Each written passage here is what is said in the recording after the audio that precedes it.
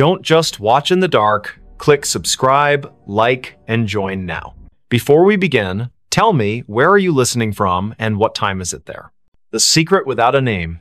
The cold was biting, and the silence of Anchorage's streets at 2 a.m. felt unnatural. Amelia Mitchell pulled her coat tighter around herself as she hurried down a dimly lit sidewalk.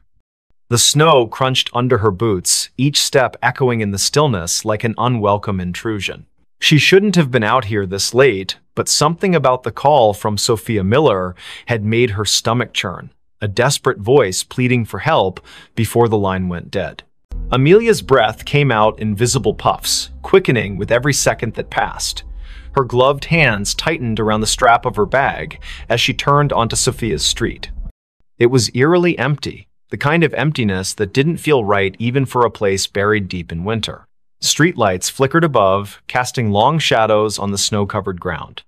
The houses here were mostly dark, their windows staring blankly into the night, except for one, a faint light glowed behind closed curtains at the end of the block. That must be it, she thought, her heart pounding harder now. Sophia lived alone, always insisting she liked the quiet solitude of Anchorage winters. But tonight, there was no answer when Amelia knocked on the door. She tried again, louder this time, her knuckles rapping against the wood with urgency. "Sophia? Are you there?" Only silence greeted her, broken only by the distant hum of power lines swaying in the wind. She reached for her phone to call again, but just as her thumb hovered over the screen, she heard it a faint creak from inside the house. It wasn't enough to dismiss as settling wood, it carried weight, purpose. Amelia hesitated, then pressed her ear closer to the door. Another sound followed, softer but unmistakable, shuffling footsteps, moving away from where she stood. "Sophia?" she called again, her voice trembling. No response. Just the oppressive silence pressing back against her words. Then, without warning, the doorknob began to turn slowly. So slowly, it seemed deliberate. Amelia stumbled backward, nearly slipping on the icy steps leading up to the porch. Her pulse roared in her ears as the door swung open wide, revealing nothing but darkness beyond. There was no one there, not immediately anyway. But as Amelia forced herself to peer inside, she noticed something odd, a trail of wet footprints leading further into the house. They weren't hers. They couldn't be. She hadn't stepped inside yet. And they weren't fresh either, not entirely. Some parts of the prints gleamed with melted snow, while others looked older, partially dried and smeared as if someone or something had walked through days ago but left traces that refused to fade. Against her better judgment, Amelia stepped inside. The warmth of the house hit her instantly, though it brought little comfort. Something about the air felt wrong, stale, heavy, as if it hadn't circulated properly in weeks. She glanced around the living room, taking in the familiar clutter of books and photographs scattered across shelves. Everything seemed normal, until she saw the photo frame lying face down on the coffee table. She picked it up cautiously, turning it over. It was a picture of Sophia smiling brightly next to Jackson Cole, her boyfriend or ex-boyfriend, depending on who you asked.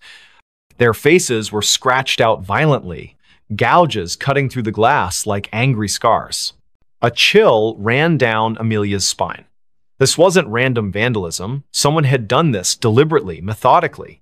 Before she could process what it meant, another noise caught her attention, a low scraping coming from somewhere deeper in the house. It sounded like nails being dragged along a hard surface, slow and rhythmic, punctuated by pauses that somehow felt more menacing than the sound itself. Amelia swallowed hard, clutching her phone tightly in her hand. She considered calling the police, but what would she say? That she broke into her friend's house because of some creepy noises? They'd think she was crazy. Instead, she moved cautiously toward the hallway, following the sound despite every instinct screaming at her to leave. The hallway was narrow, lined with family portraits that seemed to watch her as she passed. Each frame held a face frozen in time, eyes staring ahead as if waiting for something. At the far end, a door stood slightly ajar, light spilling out from within. The scraping grew louder, closer, and Amelia realized it was coming from behind that door. Her palms were slick with sweat beneath her gloves as she pushed it open just enough to peek inside. What she saw stopped her dead in her tracks. The room was small, cluttered with boxes stacked haphazardly against the walls. In the center sat a chair, and on the chair was Sophia, or at least what remained of her. Her body slumped forward unnaturally, head hanging limp as if her neck couldn't support its weight anymore. Blood pooled beneath the chair, dark and congealed, staining the hardwood floor. But the worst part was her face, or rather, the absence of it. Where Sophia's features should have been, there was only smooth, featureless skin stretched, taut over bone. Amelia gagged, stumbling backward as bile rose in her throat. She wanted to scream, to run, but her legs wouldn't obey. Instead, she froze, transfixed by the sight before her. And then, from somewhere behind her, a voice spoke softly, almost kindly. "You shouldn't have come." She spun around, heart hammering wildly, but there was no one there. The hallway was empty, the portraits still staring silently ahead. Yet the voice lingered in her mind, repeating the same phrase over and over. "You shouldn't have come. You shouldn't have come." Amelia backed away, tripping over her own feet as she tried to retrace her steps toward the front door. But the layout of the house seemed different now, distorted somehow. Doors that hadn't been there before appeared in the walls, leading to rooms she didn't recognize. Shadows shifted unnaturally, twisting into shapes that defied logic. She could hear whispers now too, overlapping voices murmuring in tones too low to understand. Panic set in fully as she realized she was trapped. Every step she took led her deeper into the labyrinthine nightmare of Sophia's home. The air grew colder with each passing moment, frost creeping up the walls and forming intricate patterns on the ceiling. And always, the whispers followed her, growing louder and more insistent. Finally, she found herself in a room she didn't remember entering. It was larger than any other space in the house, impossibly so, with walls made entirely of mirrors. Each reflection showed a version of herself, but none of them matched the person standing in the center of the room. Some looked older, gaunt, and hollow-eyed. Others appeared younger, innocent, and terrified. One reflection wasn't even human. It was a twisted, monstrous figure with elongated limbs and a mouth full of jagged teeth. Before she could react, the reflections began to move independently, stepping out of the mirrors and surrounding her. Their movements were jerky, unnatural, and they all spoke in unison, their voices blending into a single cacophony. "You know the secret," they hissed. "You've always known." Amelia shook her head frantically, tears streaming down her face. "I don't know anything," she screamed. But the figures only drew closer, their cold breath brushing against her skin. One of them reached out, its fingers brushing her cheek, and suddenly memories flooded her mind, memories that weren't hers. Images of Sophia, of Jackson, of secrets whispered in the dark, of a nameless thing lurking just beyond the edge of perception, waiting patiently for someone foolish enough to stumble upon it. And then everything went black. When Amelia woke, she was outside again, lying in the snow. The house was gone, replaced by an empty lot surrounded by trees. Her phone buzzed in her pocket, and she fumbled to retrieve it, hoping desperately for some explanation.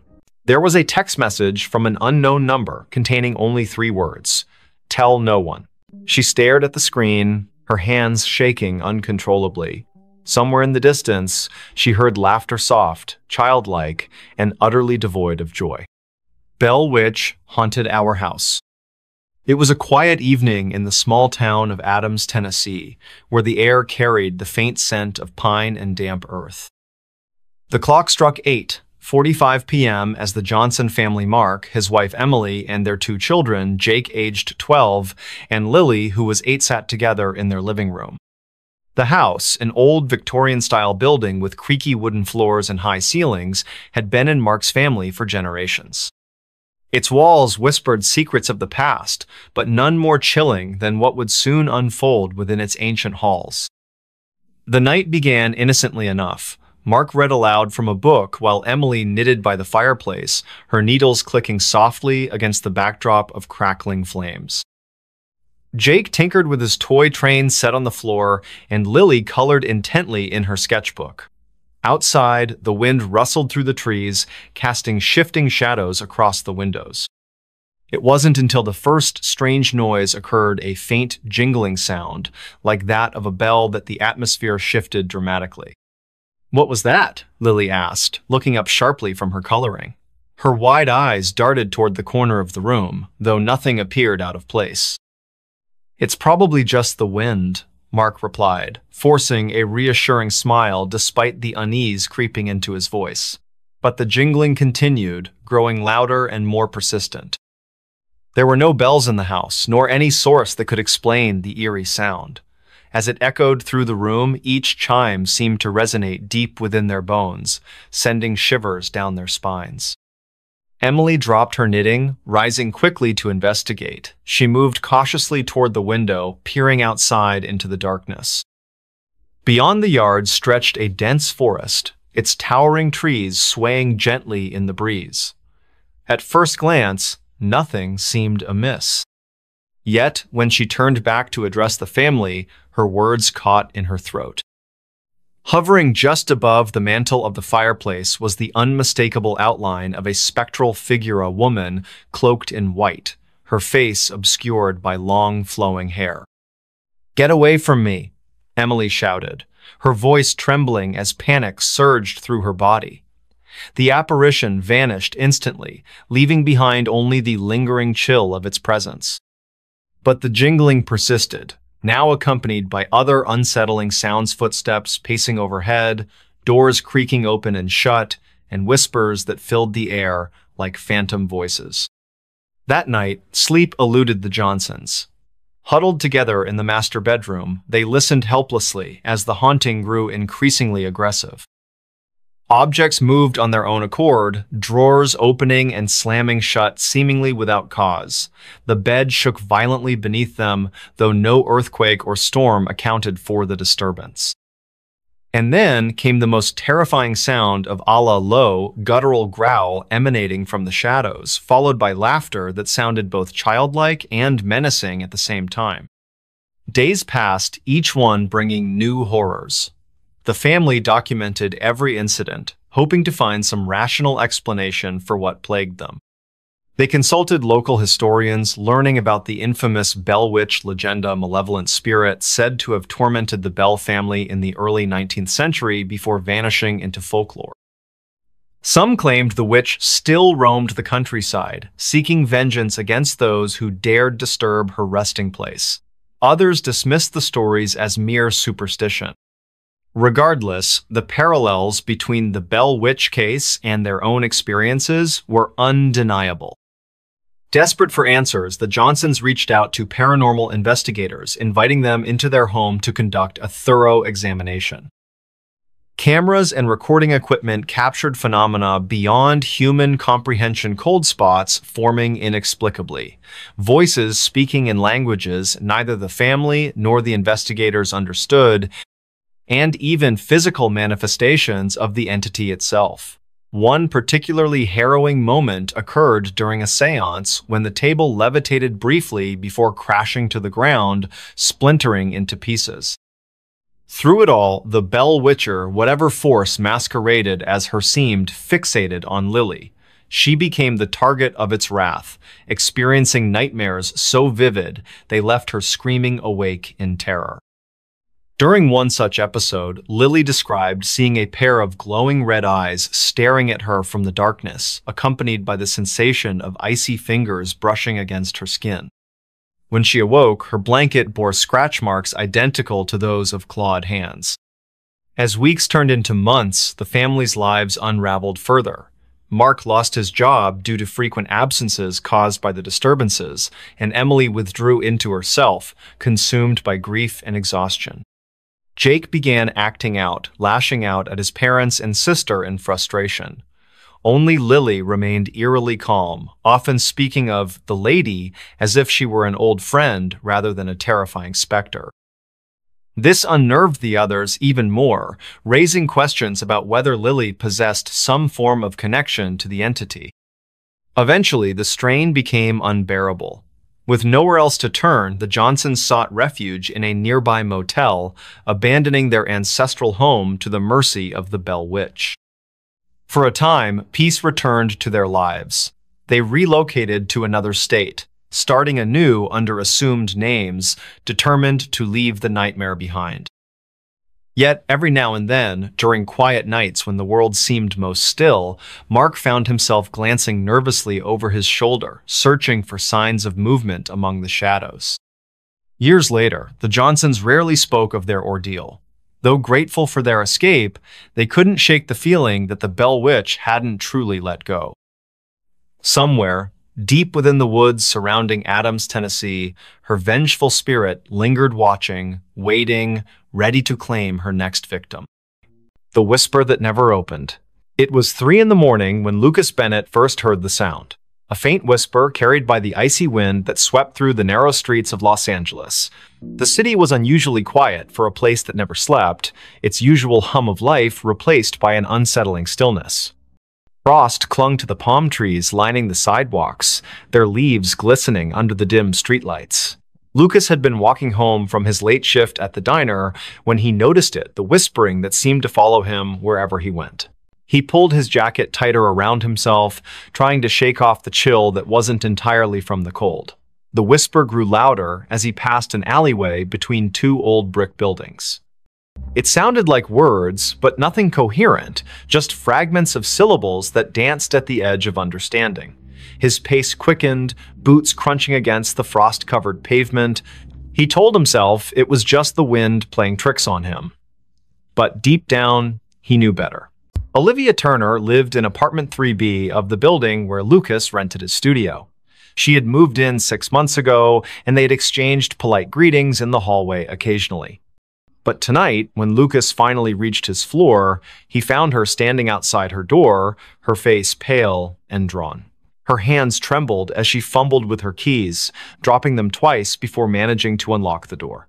Something about her demeanor made Lucas pause. "Everything okay?" he asked, his voice softer than intended. Olivia glanced at him, her eyes wide with something he couldn't quite place. Fear? Exhaustion? Both? She hesitated before answering, I keep hearing things." Her voice cracked slightly. Voices. Whispers. I thought maybe it was just my imagination.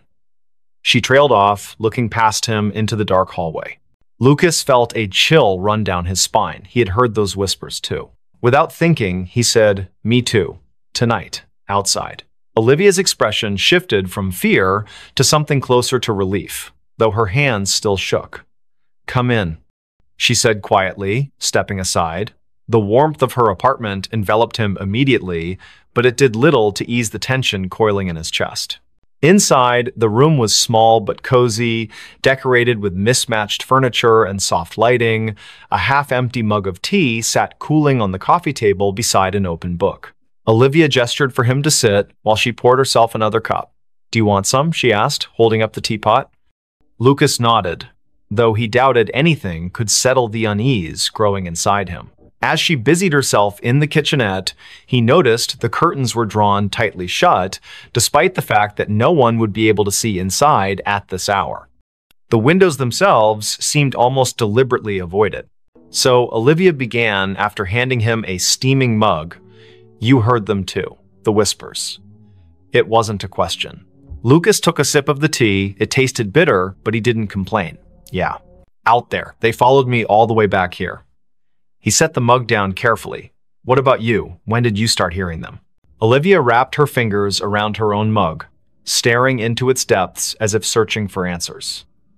"A week ago. At first, I thought it was just stress or lack of sleep. You know how it is, working long hours, trying to make ends meet. But then it got worse." She looked up at him, her gaze piercing. "They started coming closer, louder. Like they were right behind me, even when I was alone in my apartment." Lucas swallowed hard. "Did you tell anyone? Call someone?" Olivia shook her head. "Who would believe me? My friends think I'm overreacting. My landlord thinks I'm making excuses to get out of paying rent next month." She let out a humorless laugh. "And honestly, who can blame them? If I hadn't heard it myself tonight, I might not have believed me either." The silence that followed was heavy, broken only by the distant hum of traffic far below. Lucas glanced toward the window, where shadows flickered faintly against the drawn curtains. Was it his imagination, or did the air feel colder now? He turned back to Olivia. There has to be an explanation. Maybe it's some kind of electrical interference or, I don't know, plumbing noise? Even as he said it, the words sounded hollow. Neither of them believed it. Olivia leaned forward, lowering her voice. There's something else. Last night, I saw someone or something standing outside my window. Just a figure, barely visible through the frost. It didn't move, just stood there, watching. Her breath hitched. When I went to check, there was no one there. No footprints, nothing. But the feeling, it stayed with me. Like I wasn't alone anymore. Lucas felt a knot tighten in his stomach. He wanted to dismiss her story as paranoia, but the memory of the whispers he'd heard earlier lingered vividly in his mind. Have you tried leaving? Going somewhere else for a few days? She shook her head again. I can't afford to leave. And besides, she hesitated, glancing toward the window once more. It feels like it's following me. Wherever I go, whatever I do, it's always there, waiting. The weight of her words settled over them like a suffocating blanket. Lucas finished his tea, setting the empty mug aside. We should figure this out together. He said finally, whatever it is, if it's real, we'll find a way to stop it. Olivia gave him a small, grateful smile, but her eyes remained haunted. Over the next hour, they talked about everything they could remember. The timing of the whispers, any patterns or triggers, whether they had noticed anything unusual in their daily routines. The conversation helped distract them temporarily, but neither could shake the sense that they were being watched. Every creak of the building, every gust of wind outside, sent jolts of adrenaline coursing through their veins. Eventually, Lucas realized he needed to get back to his own apartment. Reluctantly, he stood, thanking Olivia for the tea. She walked him to the door, her hand lingering on the doorknob. Be careful, she whispered, and if you hear anything again, don't go looking for it. He nodded, forcing a reassuring smile he didn't feel. You too. Lock your door tight. With that, he stepped out into the hallway, closing the door softly behind him. For a moment, he stood there, listening. The whispers weren't audible now, but the oppressive silence felt just as menacing. Back in his studio, Lucas locked his door and double-checked the windows. He debated calling someone, anyone, but who would he call? Who would understand, without dismissing him outright? Instead, he lay down on his bed, staring at the ceiling as exhaustion slowly crept over him. Sleep came fitfully, plagued by dreams of shadowy figures and unintelligible voices echoing endlessly in his ears. The next morning brought little relief. Though the sun eventually rose, casting weak light over the frost-laden city, the oppressive atmosphere remained. Lucas called in sick to work, unable to face the idea of leaving his apartment. Around noon, there was a knock at his door. It was Olivia, carrying a bag of groceries and wearing a nervous smile. I figured we could use some supplies, she said, stepping inside, and maybe staying together will help. Lucas didn't argue. Together, they spent the day researching local legends, urban myths, anything that might explain what was happening. They scoured forums, read articles, even dug into old newspaper archives online. Most of it was nonsense ghost stories and conspiracy theories, but one thread caught their attention. A user named Silent Watcher had posted about a series of disappearances in Los Angeles during the winter months over the past decade. The cases were unsolved, dismissed as runaways or accidents, but certain details stood out. Witnesses reported hearing strange noises before the victims vanished. Some claimed to have seen shadowy figures lurking near windows or alleys. The posts were vague, but the similarities were impossible to ignore. As evening fell, the temperature dropped sharply. The heater struggled to keep up, and both Lucas and Olivia found themselves bundled in blankets, huddled together on the couch. The whispers returned, louder this time, seeping through the walls like water. They exchanged panicked looks, hearts pounding in unison. Whatever it was getting closer. Desperation drove them to action. Armed with flashlights and makeshift weapons, a baseball bat for Lucas, a kitchen knife for Olivia, they ventured into the hallway. The whispers surrounded them now, forming a cacophony of disjointed sounds that clawed at their sanity. Each step felt heavier than the last, as if the air itself resisted their movement. At the end of the hallway, the emergency exit stood ajar, frost creeping inward. Beyond it lay the fire escape, descending into darkness. Lucas hesitated, gripping the bat tightly. "Do we really want to know what's out there?" he whispered. Olivia didn't answer, her eyes fixed on the gap. Slowly, they stepped through, bracing themselves for whatever awaited them. The metal stairs groaned under their weight, each step echoing ominously in the frigid night. Below, the alley was shrouded in shadow, the streetlights casting long, distorted reflections on the icy ground. Movement caught the corner of Lucas's eye, a flicker, gone before he could focus. Then another, and another. Shapes darted between the buildings, fleeting glimpses of something humanoid, yet wrong. "Run," Olivia hissed, clutching his arm. They bolted down the remaining steps, slipping on patches of ice as they fled. Behind them, the whispers erupted into a deafening roar, filling the air with chaotic sound. Shadows converged, twisting and writhing like living smoke. Panic surged through Lucas's veins as he realized they were being hunted. They rounded a corner, breaths ragged, legs burning. Ahead, a familiar figure emerged from the darkness. It was Benjamin Hayes, a neighbor whose face they recognized, but whose name they rarely spoke. His expression was blank, his movements mechanical. He raised a hand, pointing toward an abandoned warehouse across the street.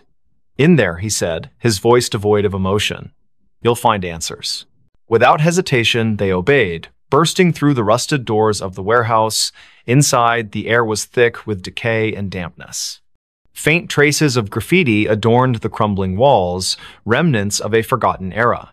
In the center of the vast space stood a wooden crate, its surface etched with symbols neither of them recognized. Above it hovered a swirling mass of darkness, pulsating rhythmically like a heartbeat. Olivia approached cautiously, her knife trembling in her grip. "What is this?" she murmured, reaching out. Lucas grabbed her wrist, pulling her back. "Don't touch it," he snapped. But it was too late. The moment her fingers brushed the crate, the world around them dissolved into chaos. Images flooded their minds, faces screaming silently, hands clawing at unseen barriers, voices pleading for release. The whispers coalesced into a single, thunderous command. Open me now." Lucas staggered backward, clutching his head as the vision overwhelmed him. Olivia collapsed to her knees, tears streaming down her face. "I can't," she choked out. "I can't stop it." The darkness expanded, consuming the warehouse, swallowing everything in its path. Somewhere in the distance, Benjamin's voice echoed faintly. "You shouldn't have come here." And then, silence. When Lucas opened his eyes, he was alone. The warehouse was gone, replaced by an endless void. Whispers surrounded him, louder than ever, pressing against his skull until he thought it might burst. He screamed, but no sound escaped. The last thing he saw before the darkness claimed him completely was the crate, floating impossibly in the emptiness, its lid inching open. Somewhere in Los Angeles, the sun rose again, frost melted from the trees, and life resumed its usual pace. But in apartment 3B, the curtains remained drawn and the whispers continued, waiting for their next listener. La Llorona drowned my sister. It was a humid summer evening in the small town of Rio Vista, where the air hung heavy with the scent of rain-soaked earth and blooming jasmine. The clock read 9:30 p.m. as Emily Carter sat on her porch, fanning herself against the sticky warmth that refused to dissipate even after sunset. Her younger sister, Lily, played nearby with a group of neighborhood children, their laughter echoing through the quiet streets lined with towering oak trees. Unbeknownst to them, the tranquility of this moment would soon shatter into chaos. The Carters lived in a modest house near the banks of the Rio Vista River, a winding waterway that had been both a source of life and legend for generations. Tales of La Llorona, the weeping woman said to haunt riversides searching for her lost children, were whispered among locals, though most dismissed them as mere folklore. Emily, however, had always felt an inexplicable unease whenever she heard those stories. That night, her instincts screamed louder than ever before. As the sun dipped below the horizon, casting long shadows across the yard, Emily noticed something odd about the river. Its usually calm surface rippled unnaturally, as if stirred by an invisible hand. A faint mist began to rise, curling lazily toward the shore like tendrils of smoke. She dismissed it at first, chalking it up to the humidity, but then came the sound a low, mournful wail carried on the breeze, haunting and otherworldly. It sent shivers down her spine, and she instinctively called out to Lily, urging her to come inside. "Lily, time to head home," Emily shouted, her voice cutting through the twilight. The children paused their game momentarily, glancing toward the house. But instead of obeying, Lily hesitated, drawn to the edge of the riverbank by some unseen force. "Just one more minute," she pleaded, her eyes wide with curiosity. Emily frowned, sensing the growing tension in the air, but reluctantly agreed, promising to keep a close eye on her. Minutes later, the atmosphere shifted dramatically. The sky darkened prematurely, clouds rolling in with unnatural speed, blotting out the stars and moon. A cold wind swept through the area, carrying with it the scent of salt and decay, unlike anything Emily had ever smelled before. The laughter of the children faded into silence, replaced by an oppressive stillness that pressed down on everything around them. And then, from somewhere beyond the tree line, came the sound again, this time clearer, closer, and unmistakably human. "Miss Hijos! Miss Hijos!" cried a voice, high-pitched and filled with anguish, reverberating through the night. The words echoed in Spanish, translating to my children, my children." Each syllable dripped with sorrow, yet beneath it lay a menace that made Emily's blood run cold. She turned sharply toward the river, her heart pounding wildly in her chest. There, standing knee-deep in the water, was a figure cloaked in white, a woman with long, tangled hair that obscured her face, her arms outstretched as if beckoning someone forward. "Lily!" Emily screamed, lunging toward her sister just as the child took another step closer to the edge. But it was too late. Before anyone could react, Lily slipped into the murky depths of the river, vanishing beneath the surface without so much as a splash. Panic surged through Emily as she dove in after her, fighting against the current that seemed stronger than any natural force. Beneath the water, she saw shapes moving, sinister figures with hollow eyes and skeletal hands reaching out to drag her deeper. Somehow, Emily managed to claw her way back to the surface, gasping for air as tears streamed down her face. She searched frantically for any sign of Lily, calling her name over and over until her voice cracked from exhaustion. But there was nothing, no movement. No response, only the eerie silence broken occasionally by the distant echo of La Llorona's cries. Hours passed as searchlights scanned the riverbanks and divers combed the waters, hoping against hope to find Lily alive. Days turned into weeks, and still, no trace of the little girl emerged. The community mourned alongside the Carter family, offering condolences and sharing their own tales of encounters with La Llorona. Some claimed to have seen her wandering the riverbanks at night, her ghostly form illuminated by the pale light of the moon. Others spoke of hearing her cries during storms, warning people to stay away from the water. For Emily, the guilt became unbearable. Every night, she dreamed of that moment, the icy grip of the river pulling her under, the skeletal hands grabbing at her ankles, and the hollow eyes staring back at her from the darkness.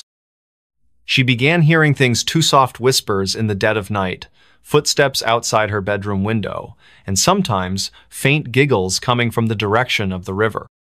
Each sound drove her further into despair, convincing her that La Llorona wasn't done tormenting her family.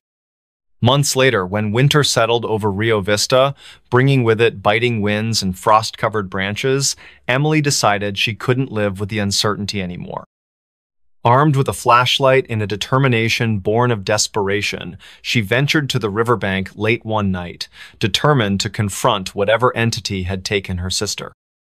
As she stood there, trembling in the cold, she finally saw her clearly, the woman in white, her hair flowing like ink across her shoulders, her face twisted into a grotesque mask of grief and rage. "Why did you take her?" Emily demanded, her voice shaking but resolute. The figure tilted its head slightly, studying her with eyes that burned like embers. Then, without warning, it lunged forward, its translucent fingers brushing against Emily's cheek before retreating into the mist. In that instant, Emily understood the spirit hadn't acted out of malice.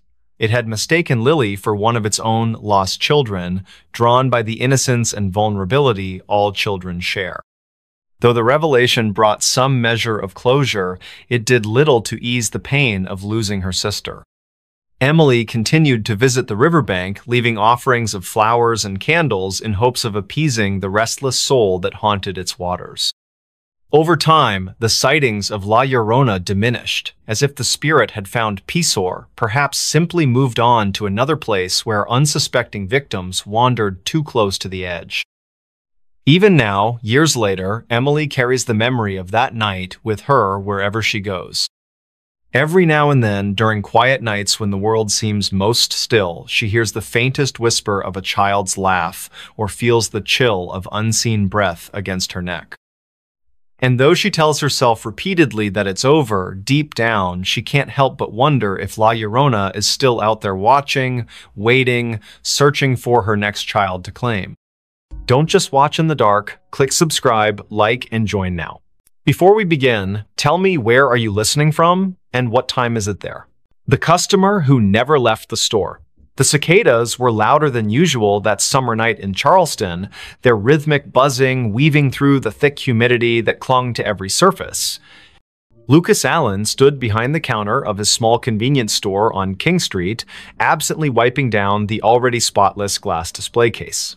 The neon open sign flickered slightly in the window, casting an uneven glow across the rows of snacks and beverages lining the aisles. It was nearly midnight, and the usual Friday crowd had already come and gone, leaving only the persistent hum of the refrigerators and the distant sound of traffic from the historic district. Lucas checked his phone for what felt like the 100th time that evening. No new messages, just another quiet night in a city that never truly slept. He sighed and glanced at the security camera monitors mounted above the cigarette rack. Each screen showed a different angle of the store's interior, all empty except for his own reflection in the convex lenses. Something about tonight felt different though, like the air itself was heavier than normal. His eyes lingered on the darkest corners of the footage before moving back to the register. The bell above the door jingled softly, making Lucas look up with automatic politeness. A woman stepped inside, her presence immediately altering the atmosphere of the shop. She wore a long coat that seemed inappropriate for the sweltering July heat, its dark fabric hanging loosely around her thin frame. Her face was partially obscured by stringy blonde hair that caught the fluorescent light in strange ways, as if it didn't quite belong there. Lucas noticed how her shoes made no sound against the tiled floor. "Can I help you find something?" he asked, his voice carrying just a touch of professional warmth. The woman didn't respond right away. Instead, she moved slowly toward the back of the store, her head tilted at an unnatural angle as she examined the shelves. Lucas watched her reflection in the glass refrigerator doors. Something about her movements seemed off, almost mechanical. Charlotte Robinson pushed her cart down aisle 3, debating between chips and pretzels. She paused when she realized the woman in the dark coat hadn't moved from where she'd been standing for the past 10 minutes. The stranger was now facing the wall, one hand resting on the metal shelving unit. Charlotte cleared her throat softly as she passed, but the woman didn't acknowledge her presence. There was something unsettling about the way her fingers curled around the edge of the shelf, knuckles white against the dull metal. Lucas finished counting the drawer for the 3rd time, the numbers blurring together in his mind. The woman still hadn't approached the register. He could see her in his peripheral vision, standing in the same spot near the snack aisle. Occasionally, he'd hear the soft rustle of her coat, though he couldn't be sure if she was actually moving anything from the shelves. The store's lights seemed dimmer than usual, casting long shadows across the floor. When he looked directly at her, she appeared perfectly normal, just another customer browsing late at night. But whenever his attention shifted elsewhere, he could feel her watching him. Amelia Mitchell entered the store 20 minutes later, her nurse's scrubs still damp from walking through the humid night air. She needed headache medicine after her double shift at Roper Street Francis Hospital. The first thing she noticed was the temperature. It felt several degrees colder inside than it should have been. Then she saw the woman in the dark coat standing near the beverage coolers. Something about her posture seemed wrong, like she was leaning into the glass without actually touching it. Amelia grabbed her medicine quickly, avoiding eye contact as she approached the register. The transaction took longer than necessary. Lucas kept glancing at the security monitors, noting how the woman's position never changed despite the passage of time. On the cameras, she appeared as a dark smudge against the bright colors of the snack aisle, her features indistinct even in high definition. When he finally looked up from the register, Amelia was already gone, leaving behind only the faint scent of hospital-grade soap. The cicadas outside seemed louder now, their song almost frantic against the glass windows. Charlotte decided she needed to leave. The woman had started humming softly, a tune that sent shivers down her spine, though she couldn't place why. As she approached the register, she noticed something peculiar. The floor tiles beneath the woman's feet looked newer than the rest, as if they'd been recently replaced. The grout lines were cleaner, the pattern slightly misaligned with the surrounding area. Lucas rang up her purchase without speaking, his hands trembling slightly as he handled the cash. Neither of them acknowledged the figure still standing silently among the snacks. The clock ticked past midnight. Lucas began his closing routine, straightening displays and checking expiration dates. The woman remained in her spot, seemingly unaware of the store's operating hours. When he finally mustered the courage to approach her, she turned toward him with a smile that didn't reach her eyes. "I'll be leaving soon," she said, her voice carrying an odd echo despite the carpeted floor. Lucas nodded and returned to the register, though his heart pounded in his chest. Something about her statement felt more like a warning than an assurance. Amelia couldn't shake the feeling that she'd seen the woman before. During her walk home, fragments of memory surfaced. A patient years ago who had died in room 312, her body found cold and alone after the night staff failed to check on her. The details matched too perfectly. The dark coat, the stringy blonde hair, the way she stood so still, it was easy to forget she was there. Amelia quickened her pace, the streetlights casting long shadows that seemed to stretch toward her from every direction. Back at the store, Lucas prepared to lock up. The woman was still there, now examining the lottery tickets with unnatural focus. Her reflection in the glass case showed details that shouldn't have been possible, her eyes too large, her mouth moving, though no sound emerged. When Lucas announced the store was closing, she simply nodded and walked toward the back exit. The security cameras captured her movements perfectly until she reached the threshold, then suddenly she vanished from all screens simultaneously. Charlotte lay awake in her apartment on Queen Street, unable to stop thinking about the encounter.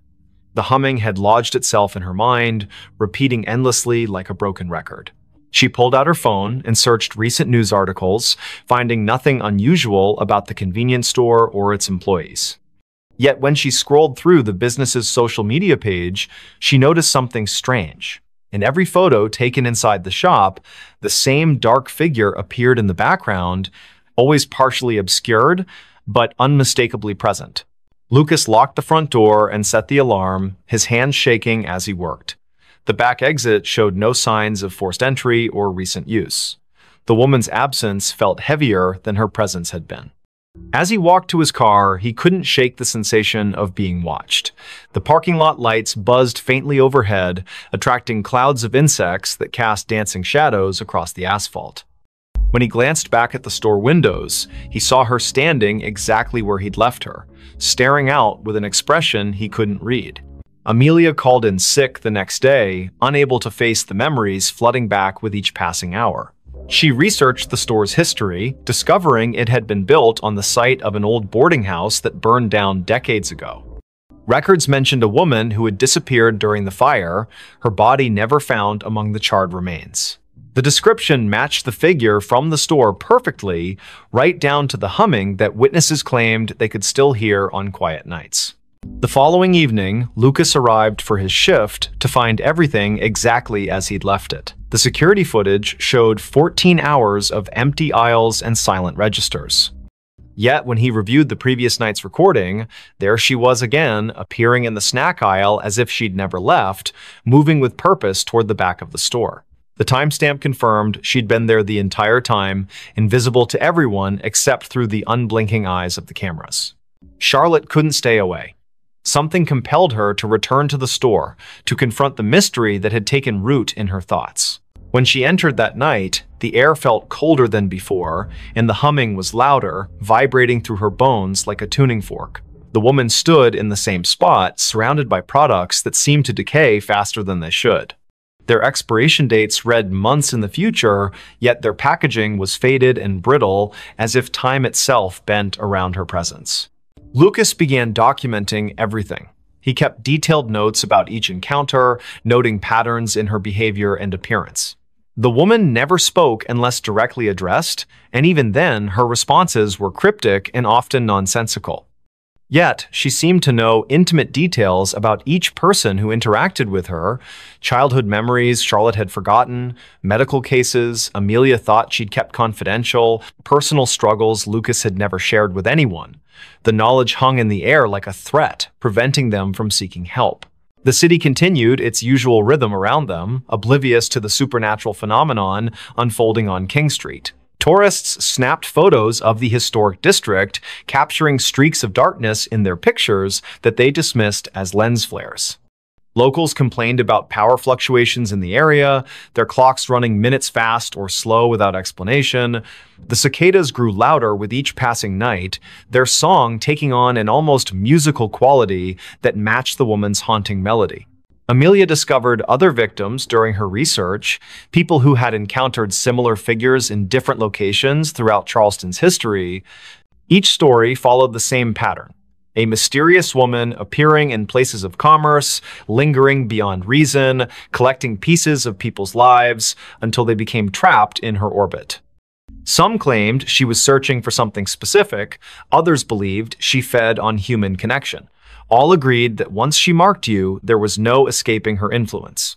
Lucas found himself changing. His reflection in the store windows seemed less substantial, his features fading slightly each day. Customers commented on how tired he looked, though he slept better than he had in years.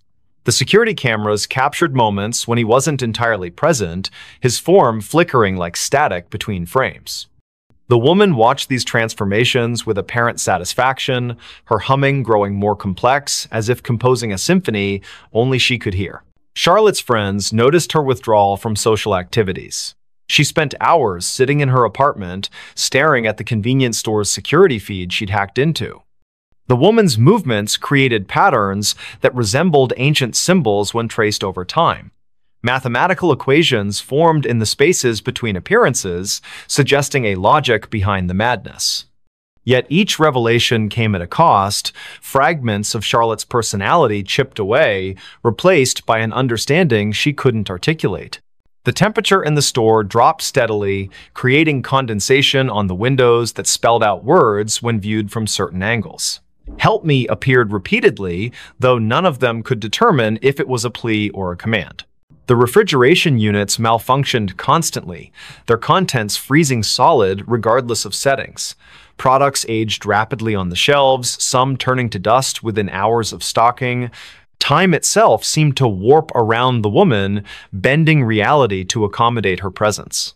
Amelia's dreams became vivid and disturbing. She found herself wandering through endless aisles of forgotten stores, each one containing the same dark figure waiting patiently.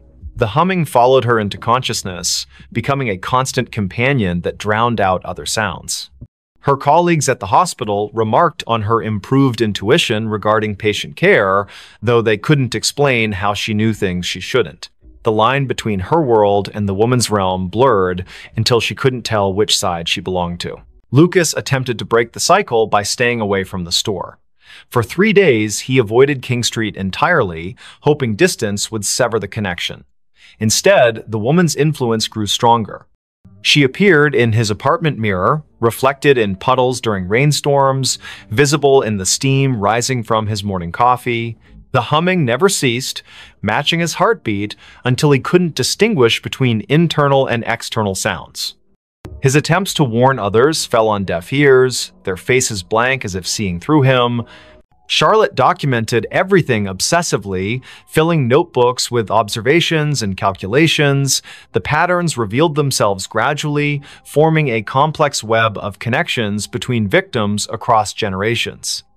Each person had experienced loss or isolation significant enough to create a void the woman could fill. They had sought comfort in material possessions, believing wealth or convenience could replace human connection. The realization hit her like a physical blow. They were all customers who had never truly left the store, trapped by their own desires.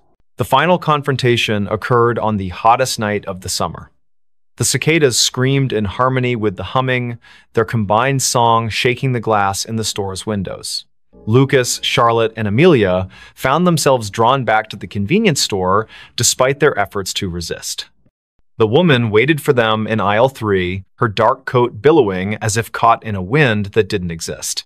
Her smile revealed too many teeth, each one gleaming like polished stone. "You've learned," she said, her voice resonating through the empty store. But learning isn't enough. The floor tiles beneath them shifted, revealing the foundation of the old boarding house. Charred wood and ash filled the space where modern construction should have been. The security cameras captured everything perfectly, broadcasting their final moments to empty monitors throughout the building. One by one, they stepped forward, unable to resist the pull any longer. The store remained open for business the next day. New employees arrived, unaware of the previous staff. Customers browsed the aisles, selecting items they didn't need but couldn't refuse. In the security footage, dark figures moved among the shelves, their forms becoming clearer with each passing night. The humming continued, growing louder with each new victim drawn into its melody.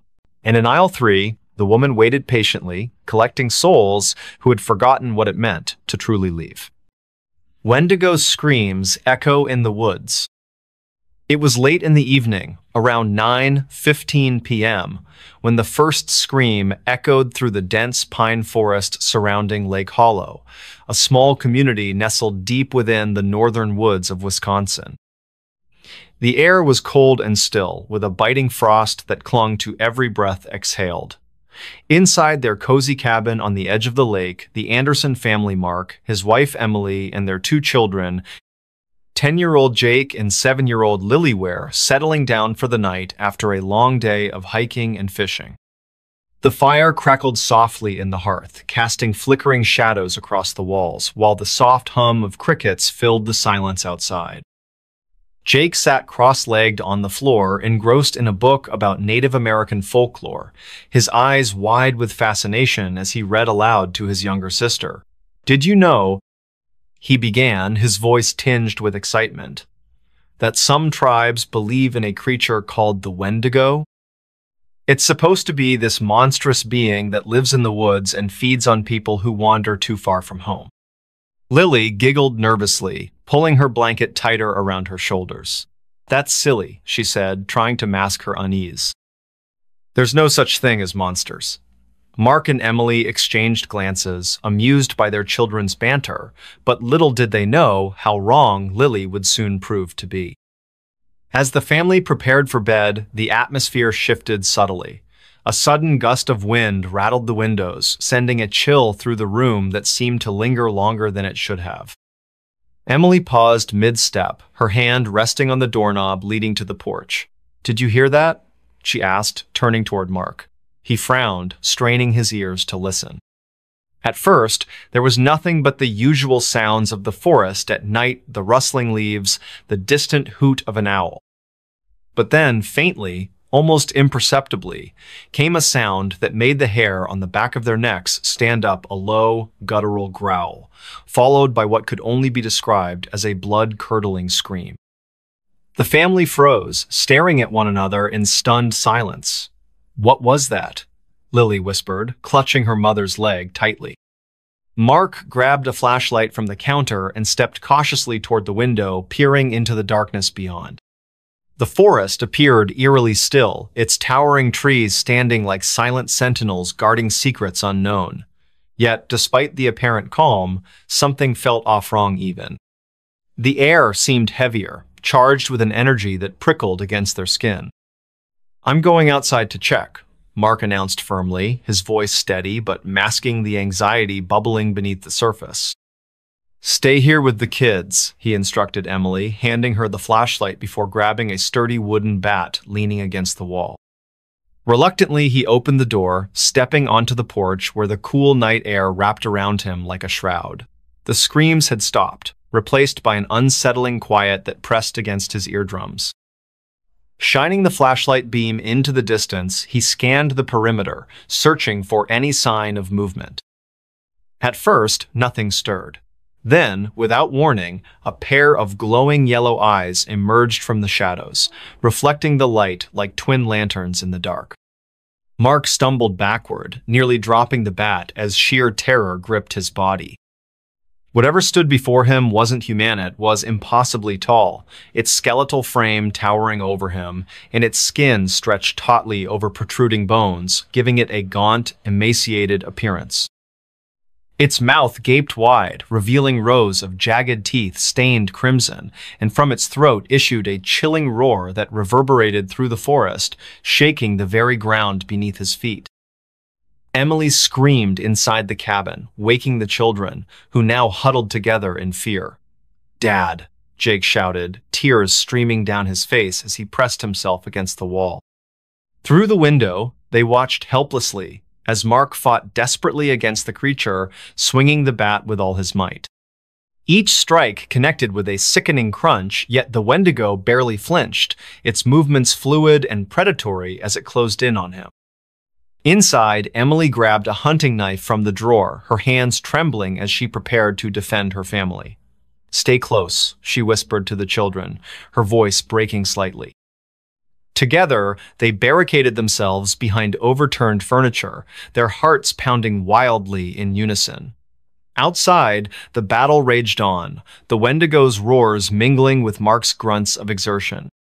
Finally, with one last desperate swing, Mark managed to drive the creature back, allowing him just enough time to retreat inside and slam the door shut. Once safely inside, the family gathered in the center of the living room, breathing heavily as adrenaline coursed through their veins. "We need to leave," Mark declared, his voice firm despite the fear evident in his eyes. Now, grabbing their belongings, they piled into the car parked out front, driving away from the cabin as quickly as possible. Behind them, the Wendigo's screams echoed through the woods, growing louder and more menacing with each passing mile. For hours, they drove aimlessly, seeking refuge in a nearby town. Along the way, strange occurrences plagued their journey, objects moving inexplicably within the car, whispers echoing through the radio speakers, and fleeting glimpses of shadowy figures darting across the road ahead. By dawn, they reached safety, collapsing into motel beds, exhausted but grateful to have survived the night. In the days that followed, the Andersons spoke sparingly of their encounter, choosing instead to focus on rebuilding their lives elsewhere. Yet, every now and then, during quiet nights when the world seems most still, Mark finds himself glancing nervously out the window, searching for signs of movement among the trees. And though he tells himself repeatedly that it's over, deep down, he can't help but wonder if the Wendigo is still out there, watching, waiting, stalking its next prey. Next story. What happened in Black Hollow Woods? Everyone who enters disappears. I've always been drawn to mysteries.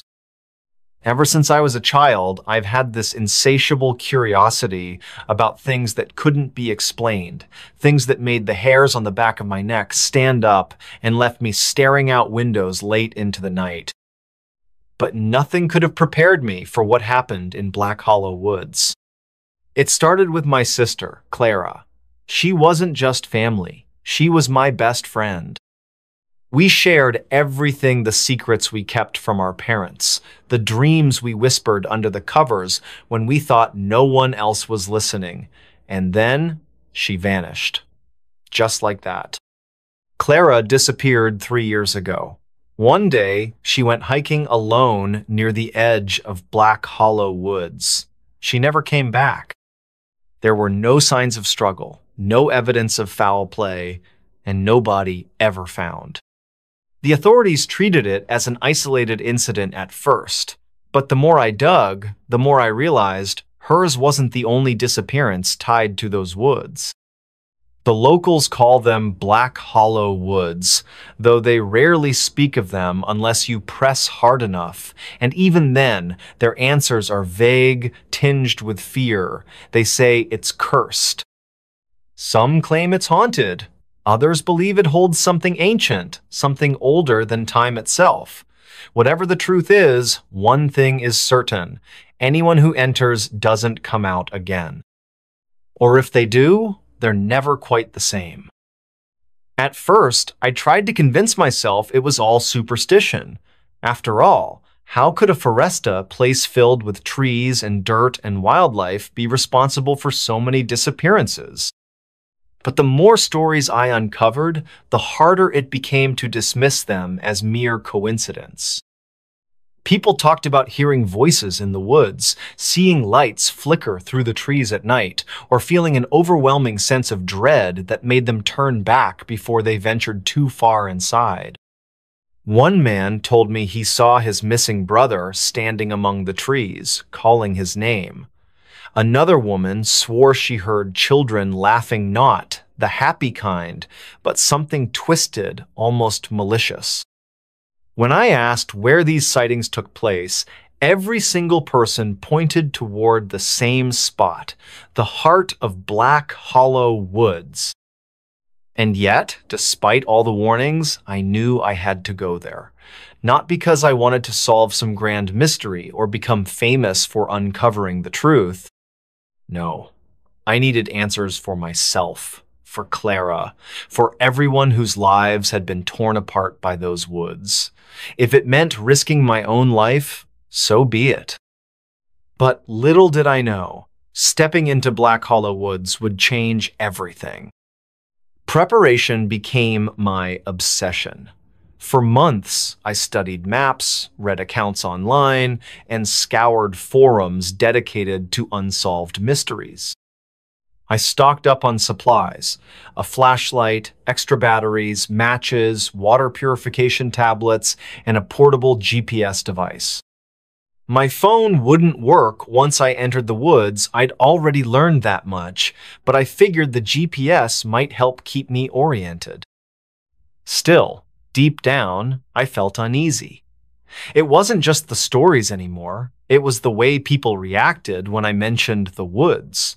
Their faces would pale, their voices drop to barely audible whispers. "You shouldn't go there," they'd say. "Something's wrong with those woods." On the morning I set out, the air was heavy with anticipation or maybe dread. I parked my car at the edge of the forest, where the asphalt road abruptly ended and the dirt trail began.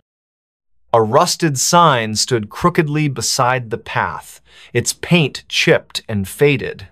In bold letters, it read, "Warning, Black Hollow Woods, unsafe for travel."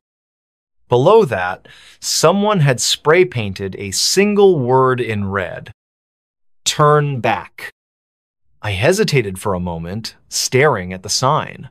Was this really such a good idea? Could I trust myself to make it out alive? Then I remembered Clara's face, her smile, the last time I saw her. That memory steeled my resolve. Taking a deep breath, I stepped onto the trail. At first, everything seemed normal. The sun filtered weakly through the canopy above, casting dappled shadows across the ground. Birds chirped in the distance, and the occasional breeze stirred the leaves. But as I pressed deeper into the woods, the atmosphere began to shift. The sounds of nature grew quieter until they stopped altogether. No birdsong, no rustling leaves, not even the faintest whisper of wind. Just silence. A strange sensation crept over mean itch between my shoulder blades, like someone was watching me. I spun around, scanning the trees behind me, but there was nothing. Nothing except the endless rows of trunks stretching endlessly into the distance. Still, I couldn't shake the feeling that I wasn't alone. My GPS started acting up next. At first, it simply lost signal, which I expected. But then the screen glitched, displaying random coordinates that didn't match any known location. Lines appeared where they shouldn't, forming patterns that looked almost deliberate, like symbols or sigils. Frustrated, I turned it off and shoved it into my bag. Time began to warp. I couldn't tell whether hours or minutes had passed. The sun seemed stuck in the sky, refusing to move. Shadows lengthened and shortened unpredictably, casting shapes that didn't belong. Once, I thought I caught sight of movementa figure darting between the trees, but whenever I approached, it vanished without a trace. Then came the whispers. They started softly, almost imperceptibly, carried on a non-existent breeze. At first, I thought it was my imagination playing tricks on me. But as I listened closer, I realized the voices weren't random, they were speaking names. Familiar names. Names of people who had gone missing in Black Hollow Woods. Clara, one voice murmured, low and mournful. My heart froze. I spun around, searching for the source, but there was no one there, just the trees, standing silent and unyielding. The further I went, the stranger the forest became. Trees bent at impossible angles, their branches twisting into grotesque shapes. Vines snaked across the ground, writhing like living creatures. Even the air felt different, thicker, heavier, pressing against my chest with each breath. And still, the whispers followed me, growing louder, more insistent. You shouldn't be here. Turn back while you can. They're waiting. For a brief moment, I considered doing exactly that, but something drove me forward, a compulsion I couldn't explain. Maybe it was guilt, maybe it was hope, or maybe it was something darker, a pull exerted by the woods themselves. Eventually, I reached what I believed to be the center of Black Hollow Woods. The trees thinned slightly here, revealing a clearing bathed in an unnatural light. It wasn't sunlight, it was colder, paler, casting long, distorted shadows that danced erratically across the ground. In the middle of the clearing stood a massive tree, its trunk blackened and cracked, its roots spreading outward like clawed fingers. Carved into its bark were symbols I didn't recognize, glowing faintly with a sickly green hue. As I approached, the whispers grew deafening. Now, they weren't just names, they were memories, fragments of conversations, moments stolen from my mind. I heard Clara's laugh, her voice teasing me about something trivial. I heard my mother crying after learning of Clara's disappearance. I heard myself screaming in terror as the realization hit me. The forest was feeding off my memories. Panic surged within me, but I forced myself to focus. What was this place? Why did it exist? And why did it seem so intent on consuming those who entered? That's when I noticed the figures gathered at the edge of the clearing. At first, I thought they were statues, lifeless, unmoving shapes carved from stone. But as I watched, they shifted, turning their heads ever so slightly to regard me. Faces emerged from the darkness, pale and gaunt, their eyes hollow pits of emptiness. "Welcome home," one of them rasped. Home? What did they mean by that? Before I could ask, the ground beneath me trembled violently. Roots burst forth from the earth, wrapping around my legs, pulling me toward the massive tree. I struggled, kicking and clawing at the soil, but the roots held fast. Panic gave way to desperation as the whispers turned into screams, echoing in my ears until I thought I'd go mad. And then, just as suddenly as it began, it stopped. The roots released me, retreating back into the ground. The figures in the clearing dissolved into mist, leaving me alone once more. The tree loomed above me, its glowing symbols dimming until they vanished entirely. For a moment, I sat there, trembling, trying to process what had just happened. It was then that I noticed the notebook. Propped against the base of the tree was a small, leather-bound journal. Its pages were yellowed with age, the ink faded, but still legible. Curiosity got the better of me, and I picked it up, flipping through the entries. Each one belonged to someone who had entered Black Hollow Woods before me, people who had written down their experiences, their fears, their final thoughts before disappearing forever. The last entry was unfinished. I don't know what this place is, but it knows me. It knows everything about me. It shows me things I wish I could forget, makes me relive moments I'd rather bury. Is this what happens to everyone who comes here? Do we all end up trapped in our own minds? Beneath the words was a single sentence scrawled in frantic handwriting. If you're reading this, run. Get out while you still can. I dropped the notebook and stumbled backward, my pulse racing. Run? How could I run when I didn't even know where I was anymore?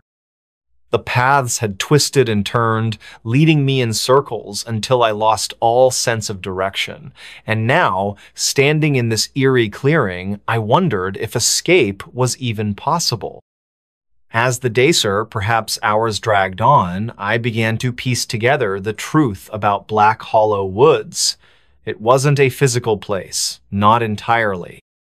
Yes, the trees and the ground existed, but the forest itself was something else, a gateway, a prison, a manifestation of whatever dwelled beyond the veil of reality. The whispers, the memories, the figures in the clearing, all of it, was part of the forest's design. It fed on emotions, on fears and regrets, using them to ensnare its victims. Those who entered rarely left, not because they were killed, but because they became part of the woods themselves. Trapped in an endless loop of torment, reliving their worst moments over and over again. But there was more, much more.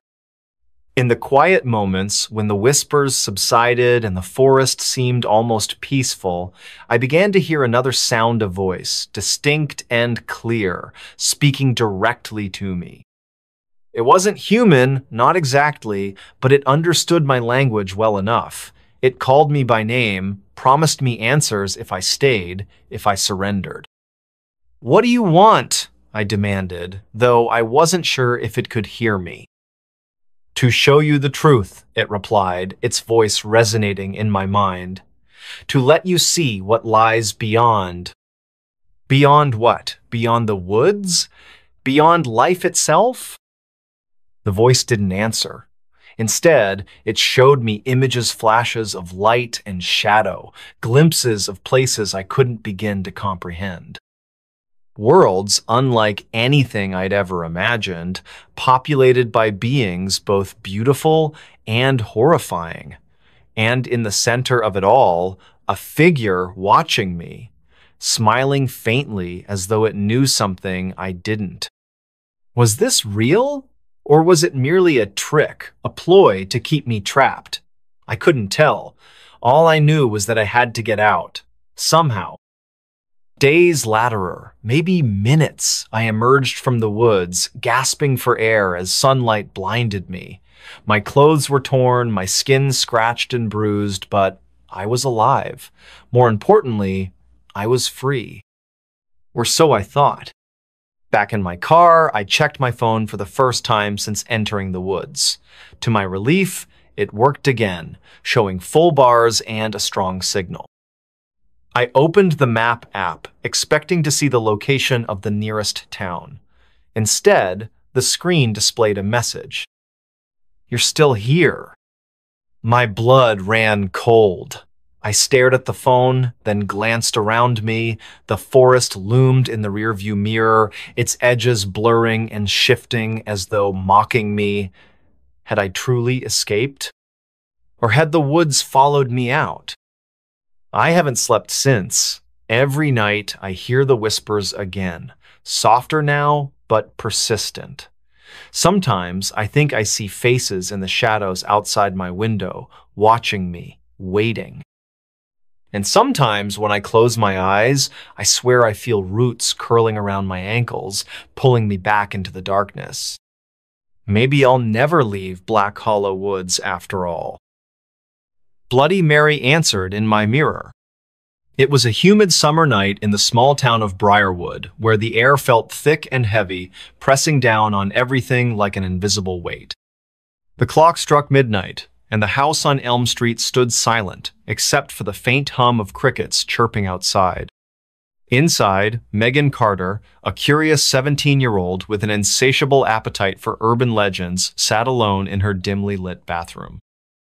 Her friends had dared her earlier that evening to summon Bloody Maria, a ghostly figure said to appear in mirrors when called upon under specific conditions.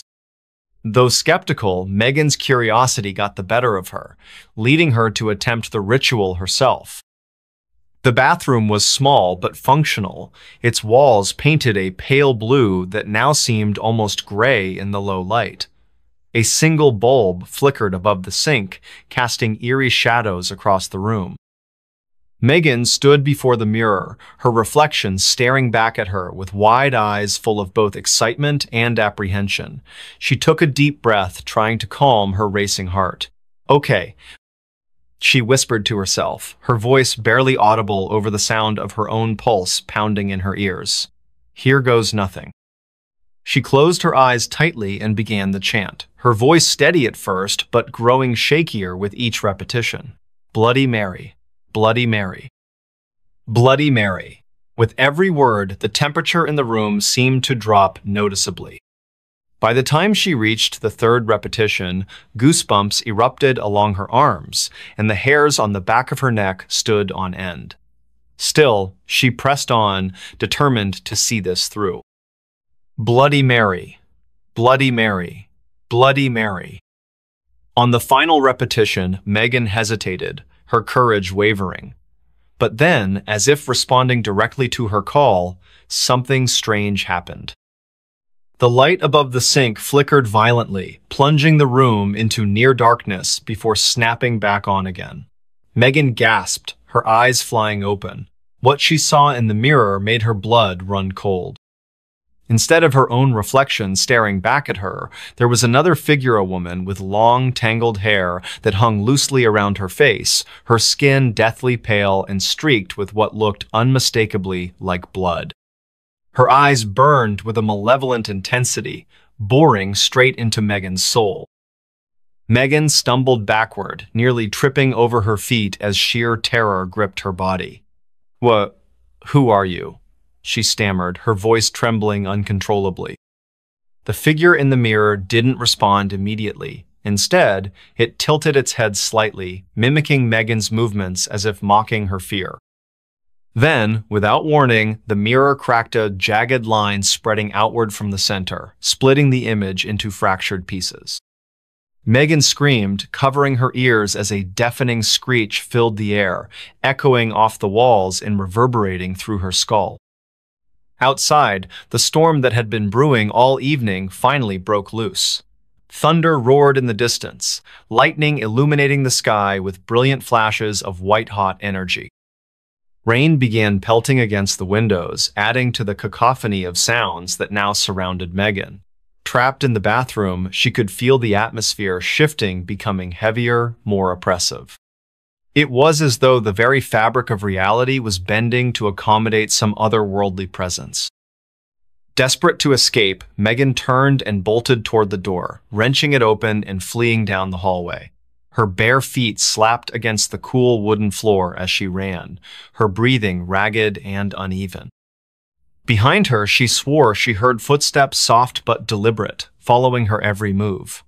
Each step echoed eerily through the otherwise silent house, sending chills down her spine. When she reached her bedroom, she slammed the door shut and locked it, leaning heavily against it as relief washed over her momentarily. But the reprieve was short-lived. As Megan caught her breath, she noticed something odd about her room. Shadows danced across the walls, moving independently of any light source. The curtains billowed despite no wind entering through the closed windows. And then came the whispers, faint at first, but gradually growing louder until they filled the entire space. They were unintelligible, yet undeniably sinister, wrapping themselves around Megan's mind like tendrils of smoke. Unable to bear it any longer, Megan grabbed her phone and dialed her best friend, Clara. "Clara, you won't believe what just happened," she cried out, her voice cracking with emotion. She recounted the events in hurried bursts, pausing only to take shallow breaths between sentences. On the other end of the line, Clara listened intently, her usual skepticism replaced by genuine concern. "Megan, you need to get out of there," she urged urgently. "Go somewhere safe now." But leaving wasn't so simple. As Megan tried to compose herself enough to leave the house, strange occurrences continued to plague her. Objects moved on their own accord, drawers opening and slamming shut seemingly without cause. The lights flickered erratically, plunging parts of the house into darkness while others remained inexplicably illuminated. Most disturbing of all was the feeling of being watched not just by the entity in the mirror, but by something else entirely. Something older, darker, more primal. By dawn, Megan realized she couldn't stay in the house another minute. Summoning whatever courage she had left, she gathered her things and slipped outside, the fresh morning air providing a stark contrast to the suffocating atmosphere inside. She drove to Clara's house, where she collapsed onto the couch, sobbing uncontrollably as she recounted every detail of the horrifying ordeal. Together, they researched Bloody Mary legends, piecing together fragments of information that hinted at the origins of the vengeful spirit said to haunt countless mirrors across the country. Over the following weeks, Megan noticed subtle changes in her life. Strange reflections appeared in mirrors even when she knew no one else was present. Whispers followed her wherever she went, haunting her dreams and seeping into her waking moments. No matter how hard she tried to convince herself it was all in her head, deep down she knew the truth. Bloody Mary had answered her call, and now she wouldn't let go easily. Months later, Megan still carries the scars of that fateful night. Though she has since moved away from Briarwood, seeking solace in unfamiliar surroundings, the memories linger like ghosts refusing to be exorcised. Every now and then, late at night when the world seems most still, she glances nervously into the mirror, half expecting to see those same hollow eyes staring back at her once more. Next story. The Clapping Man of Missouri. He only comes when you clap back. It all started with a whisper in the wind, or so it seemed. I was sitting on the porch of my uncle's cabin late one evening, sipping lukewarm coffee and staring out into the darkness that stretched endlessly beyond the edge of town. It was August, and the air carried an oppressive heat that clung to your skin like a second layer of clothing. The crickets chirped rhythmically, their song blending seamlessly with the hum of cicadas. Everything felt normal, until it didn't. Let me back up for a moment. My name is Alex, and I grew up in a small rural town called Willow Creek, nestled deep within the rolling hills of Missouri. If you've never been here, picture this: endless fields of golden corn swaying gently under the sun, narrow dirt roads winding through dense forests where sunlight barely penetrates, and a quiet stillness that lingers even when the world outside seems chaotic. But beneath that serene surface lies something darker, something whispered about by locals over hushed tones during late-night gatherings at the diner or around campfires deep in the woods. You see, Willow Creek has its own urban legenda story passed down through generations, told to children as cautionary tales and dismissed by adults as mere superstition. They call him the Clapping Man. As kids, we heard snippets of the tale from older siblings or friends whose parents had warned them not to stray too far into the woods after dark. According to legend, the Clapping Man roams the outskirts of Willow Creek, appearing only in places untouched by civilization, abandoned barns, desolate fields, and shadowy groves where trees twist unnaturally toward the sky. He's said to be drawn to sound specifically, clapping. Here's how the story goes. If you clap twice or more in these isolated areas, he will come, and once he arrives, there's no turning back. Locals always added a chilling caveat. He only comes if you clap back. At first glance, it sounds absurd, doesn't it?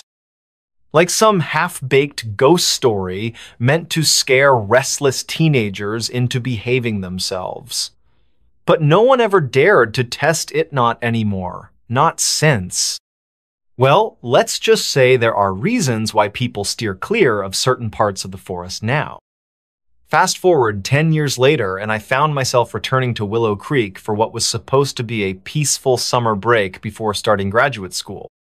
My childhood best friend, Jamie, had invited me to join her and a group of friends for a weekend camping trip near Old Hollow Lake, a secluded area surrounded by towering pines and thick underbrush. It wasn't exactly my idea of fun. I'd rather stay indoors reading books, but Jamie insisted, claiming it would help me reconnect with nature. We arrived late Friday afternoon, setting up our tents along the lake's rocky shoreline.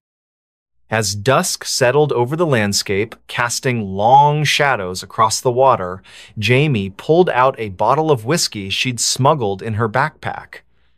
"To celebrate," she said with a mischievous grin. We sat around the fire, laughing and sharing stories late into the night. That's when someone brought up the Clapping Man. "It's stupid," Jamie scoffed, taking a swig from the bottle. "Just another dumb legend to keep us scared of the woods.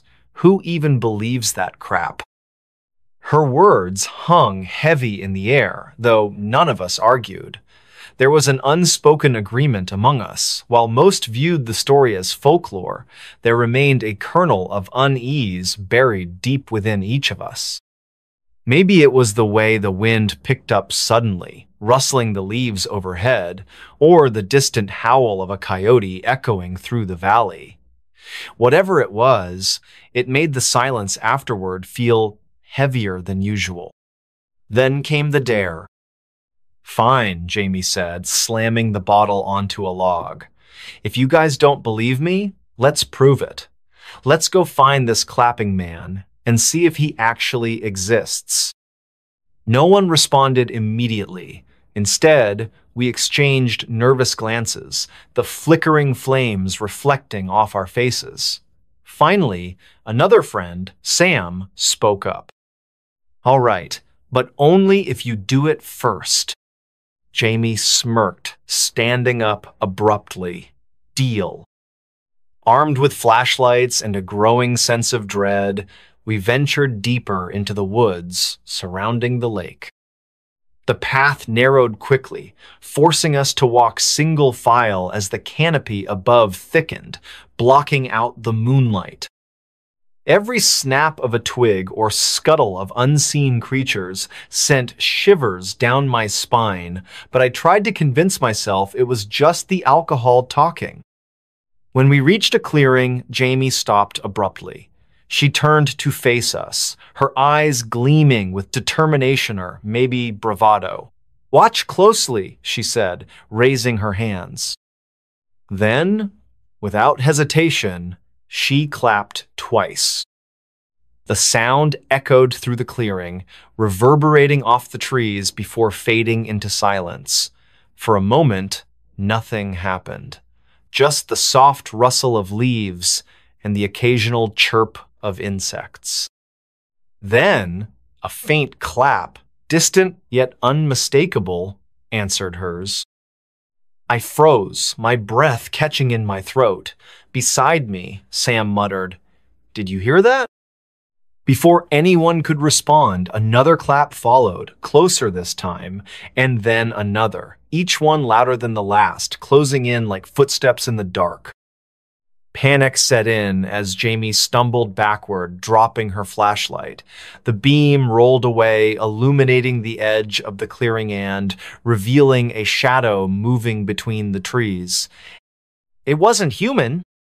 By the time we scrambled back to camp, adrenaline coursing through our veins, the mood had shifted dramatically.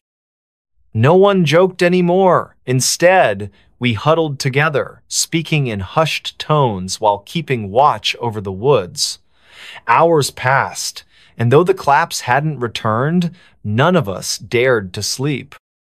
That night, I couldn't shake the image of that shadow etched into my mind.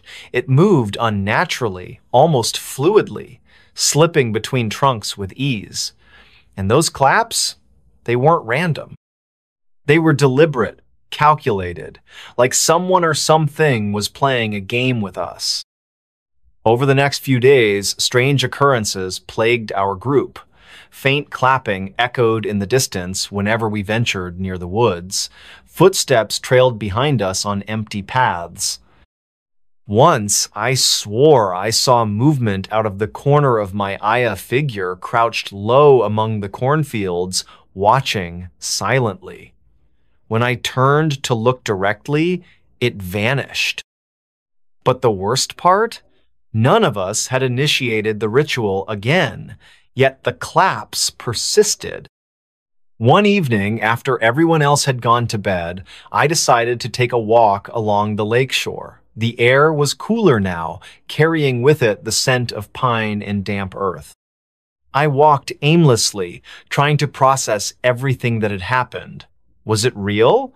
Or were we simply projecting our fears onto the wilderness? As I stood gazing out at the water, the world around me seemed to pause. The wind died down completely, leaving an eerie stillness in its wake. Even the crickets fell silent.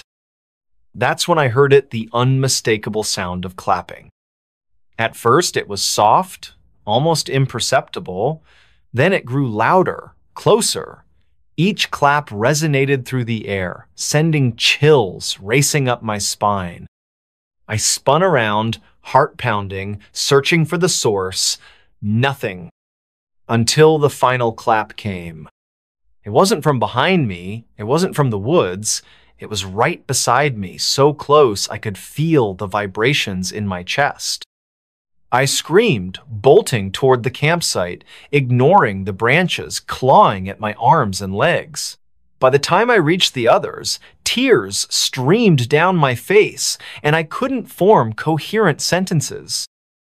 Later, when I calmed enough to describe what I'd experienced, Jamie asked hesitantly, "Did you see anything?"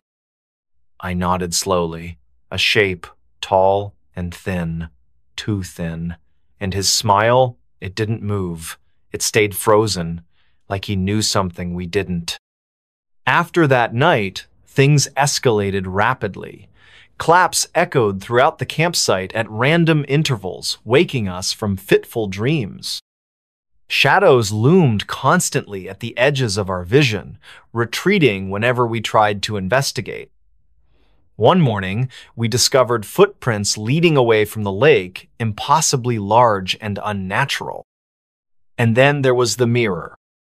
On our last day in Willow Creek, I caught sight of someone clapping in the distance, standing atop a hill overlooking the lake. My breath hitched as I squinted through binoculars, hoping to identify who it was. But when I finally focused, I dropped them instantly. Because the person clapping wasn't someone else. It was me. Or at least, it looked like me. Same clothes, same posture, same terrified expression. Except this version of myself wasn't alone. Behind me, or rather, behind the doppelganger stood the clapping man. Tall, impossibly thin, with a smile that stretched wider than any human mouth should. Before I could scream, the figure raised its hand and clapped twice. This time, I didn't answer. Because I knew better. Now, months later, I still hear claps sometimes. Not every day, but often enough to remind me that whatever we unleashed that night isn't done with us yet. And each time, I wonder, did I summon it? Or was it waiting all along? Whoever, whatever it is, it knows me, and it won't stop until it gets what it wants. So please heed my warning. Don't clap back, because once you do, there's no going back. Black-eyed kids knocked on my door. Late one evening, around 10:45 p.m., in the quiet town of Eldridge, Ohio, a chilling event unfolded at the home of a woman named Emily Carter. The night was unusually still, with no wind to stir the leaves or rustle through the trees. A thick silence enveloped the area, broken only by the distant hum of an occasional car passing on the highway miles away. The moon hung low in the sky, casting an eerie silver glow over everything it touched. Inside her modest two-story house, Emily sat alone on the couch, engrossed in a book while sipping lukewarm tea. Her dog, Max, a loyal golden retriever, lay sprawled at her feet, his breathing steady and rhythmic. Emily had just turned the page when she heard Ida's soft but distinct knock at the front door. At first, she thought it might be a neighbor stopping by unannounced, though that seemed odd given the late hour. She glanced at the clock again, confirming the time. Who could possibly be visiting now?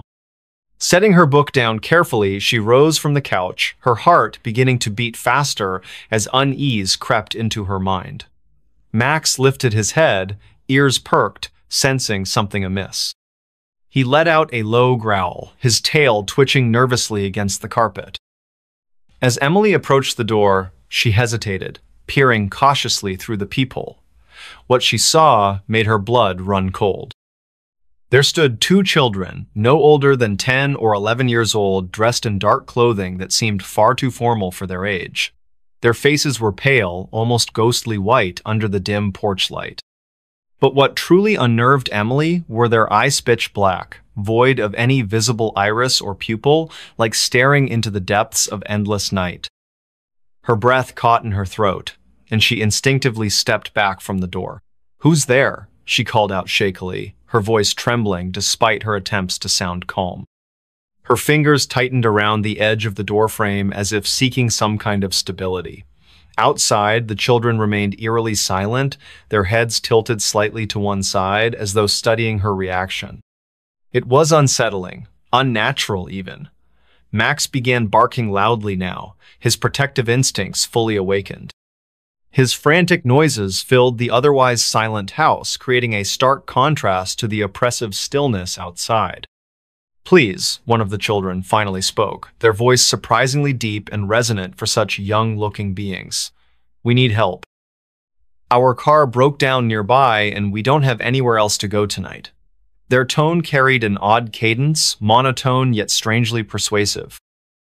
Emily felt a strange pull toward opening the door, as if some invisible force urged her to comply.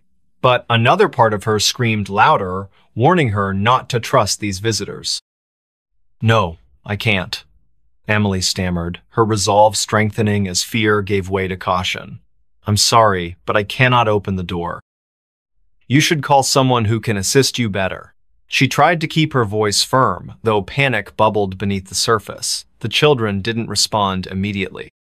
Instead, they simply stared at her through the glass, their expression unreadable, their black eyes piercing through her soul. Max continued barking furiously, his paws scrabbling against the floor as he paced near the door. Emily backed further away, clutching her chest where her heart pounded wildly. "Go away," she shouted, her voice cracking slightly. "Leave me alone." For a moment, there was silence. Then, without warning, the knocking resumed, this time harder, more insistent. Each blow reverberated through the walls, shaking the very foundation of the house. Emily stumbled backward, nearly tripping over Max, who was now cowering behind her. Tears streamed down her face as sheer terror gripped her body. She grabbed her phone, fumbling with trembling hands to dial 911. "Hello? Yes, this is Emily Carter speaking. I live at 42 Maple Street in Eldridge. Please send someone quickly. I think something dangerous is outside my house." Her voice cracked again as she struggled to explain the situation. The dispatcher assured her help was on the way, but instructed her to stay calm and avoid opening the door under any circumstances. Minutes passed like hours as Emily waited anxiously, every nerve in her body on high alert.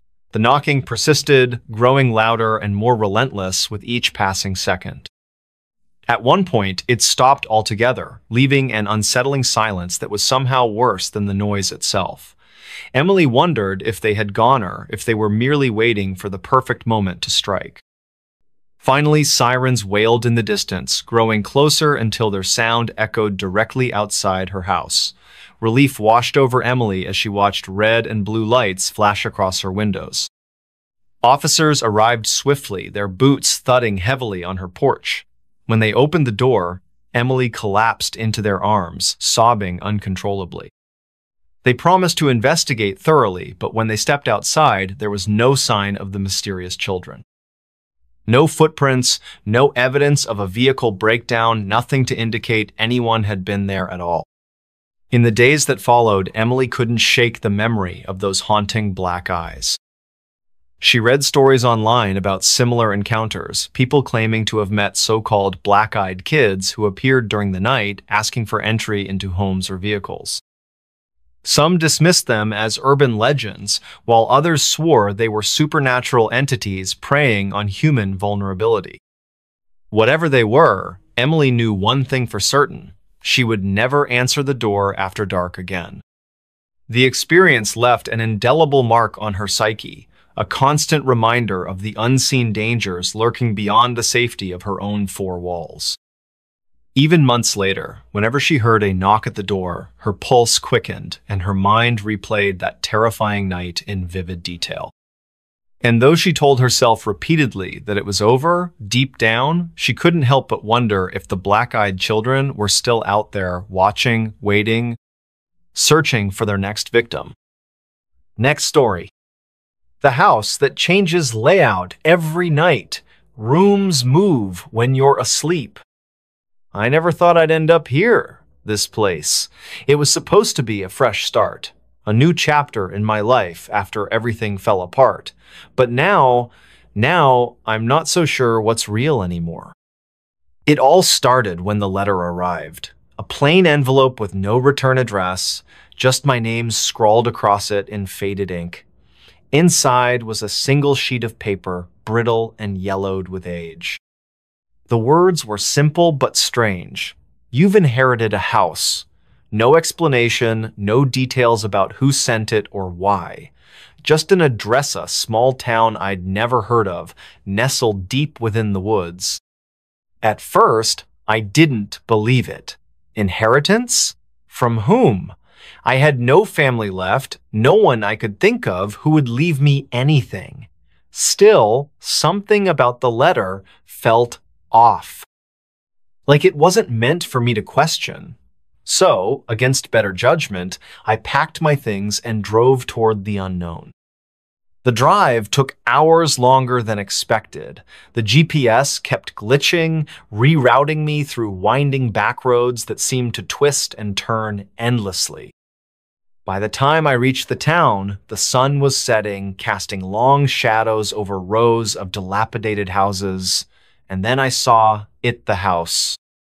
It stood alone at the edge of the forest, towering and imposing, its walls covered in ivy that looked almost alive, swaying gently even though there was no wind.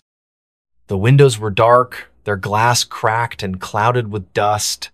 Yet, despite its decrepit appearance, something about it called to me, pulling me closer like a magnet.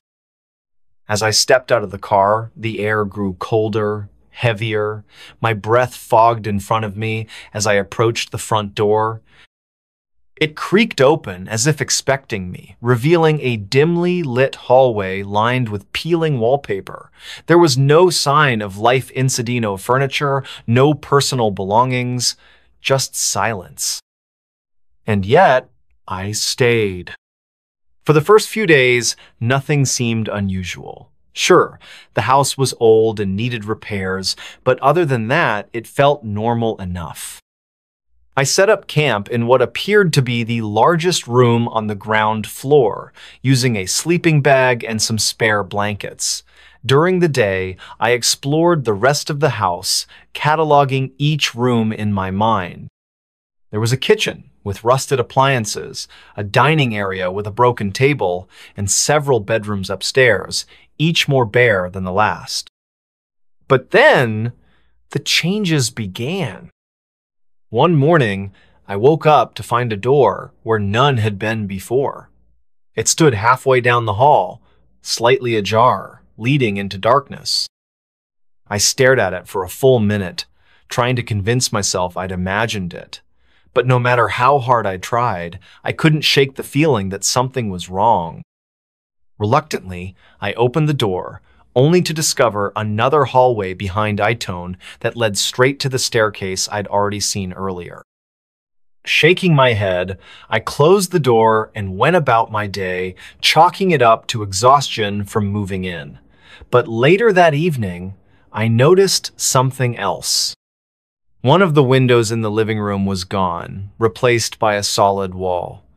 The spot where it once was still bore the faint outline of its frame, as though someone had bricked it over recently. This time, I couldn't ignore it. Over the next few days, the changes became harder to deny and increasingly unsettling. Doors appeared and disappeared overnight. Hallways stretched longer than they should have, sometimes doubling in length, while others shrank until they barely fit me walking through them. Worst of all, certain rooms vanished entirely. One morning, I woke up to find the bedroom I'd slept in the night before completely gone, replaced by a narrow closet filled with moth-eaten coats. Desperate for answers, I decided to investigate further. I grabbed a pen and notebook, mapping out the layout of the house as best I could. Each room, each corridor, every twist and turn, I documented it all meticulously. Then, each morning, I compared the map to the current state of the house. And every time, the discrepancies grew worse. By this point, paranoia had begun to seep into my thoughts. Was I losing my mind? Had the isolation driven me mad? Or was the house itself playing tricks on me? Determined to get to the bottom of it, I rigged cameras throughout the house, hoping to catch whoever was responsible. But the footage only deepened the mystery. When I reviewed the recordings, I found them riddled with glitches. Frames skipped randomly, audio cut out inexplicably, and entire sections of video repeated in endless loops. Stranger still, some of the clips showed movements I couldn't explain, shadows darting across empty halls, doors swinging shut on their own, whispers echoing from unseen corners. And then came the nightmares. They started subtly, creeping into my dreams like mist rolling over hills. At first, I dreamed of walking through endless corridors, searching for something I couldn't remember. The walls pressed close around me, the air thick and oppressive. Sometimes I'd hear voices calling my name, though I couldn't make out the words. Other times, I felt hands brushing against my skin, cold and clammy, though no one was there. But the worst part? When I woke up, I realized I hadn't actually woken up. I was still dreaming, trapped in the same labyrinthine passages I'd been exploring moments ago. Only now, the dream felt different, more vivid, more real. That's when I started hearing things at night, when the house was quiet and still. Scratching sounds echoed through the walls, soft but persistent, like fingernails dragging across wood. Footsteps padded lightly above me, though I knew no one else lived here. Occasionally, I'd hear doors opening and closing, their hinges groaning in protest. Once, I swore I heard laughter low and guttural, coming from somewhere deep within the house. Panic clawed at my chest whenever these noises occurred, but I forced myself to remain calm. If I let fear take hold, I reasoned, it would consume me entirely. Instead, I armed myself with tools, flashlights, notebooks, markersto, document any evidence I might stumble upon, and one fateful afternoon, I made a discovery that changed everything. While tearing up the floorboards in search of wiring issues or perhaps just distraction, I uncovered a bundle of papers tucked beneath the wooden planks. They were brittle and yellowed, much like the inheritance letter I'd received months ago. Written in shaky handwriting, they detailed the experiences of a previous residenta man named Eliashu claimed the house was alive. According to his notes, the house shifted its layout based on emotions, feeding off fear and confusion. He described waking up in places he shouldn't have been, finding himself lost in corridors that twisted impossibly. He spoke of hearing voices, seeing shadows move in the periphery of his vision. Most chillingly, he warned of falling asleep in specific rooms, claiming they pulled you deeper into the house's mind, trapping you forever. I read the entries late into the night, my heart pounding wildly in my chest. Was Elias right? Was the house sentient, manipulating reality around it to ensnare those who dared live within its walls? And if so, why did it choose me? The following nights brought fresh horrors. The house seemed to grow more aggressive, its changes growing bolder and more disorienting. Entire floors rearranged themselves, staircases spiraling upward to nowhere, dead ends appearing where once there had been open space. Furniture rearranged itself without warning, chairs placed upside down, tables tilted precariously. Even the clocks stopped working properly, their hands spinning erratically or freezing altogether. I tried to fight back. I marked the walls with spray paint, drawing arrows and symbols to help navigate the ever-changing maze. But each morning, the markings were gone, erased as though they'd never existed. Then came the final twist. One night, as I lay awake listening to the scratching sounds emanating from the walls, I noticed something peculiar. The patterns of sound weren't random, they formed rhythms, almost musical in nature. Following the noise, I traced it back to a hidden panel in the wall, concealed behind a bookshelf. Behind it, I found a narrow passageway leading downward, far below the foundation of the house. Curiosity overwhelmed caution, and I descended into the darkness. The tunnel twisted and turned, descending farther than I thought possible. Eventually, I emerged into a cavernous chamber illuminated by flickering lanterns. In the center stood a pedestal, upon which rested an ancient tome bound in black leather. Its pages glowed faintly, pulsating with an inner light. As I reached for the book, a voice whispered in my ear not aloud, but directly inside my mind. "You belong here." Before I could react, the world around me dissolved into chaos. The walls warped and shifted, the ceiling collapsing inward, the floor dropping away beneath me. I screamed, flailing desperately as the darkness swallowed me whole. Now, I don't know where I am or if I'm still alive. All I see are endless corridors stretching infinitely in every direction. The house calls to me, its voice sweet and seductive, promising peace if I simply surrender. But I can't.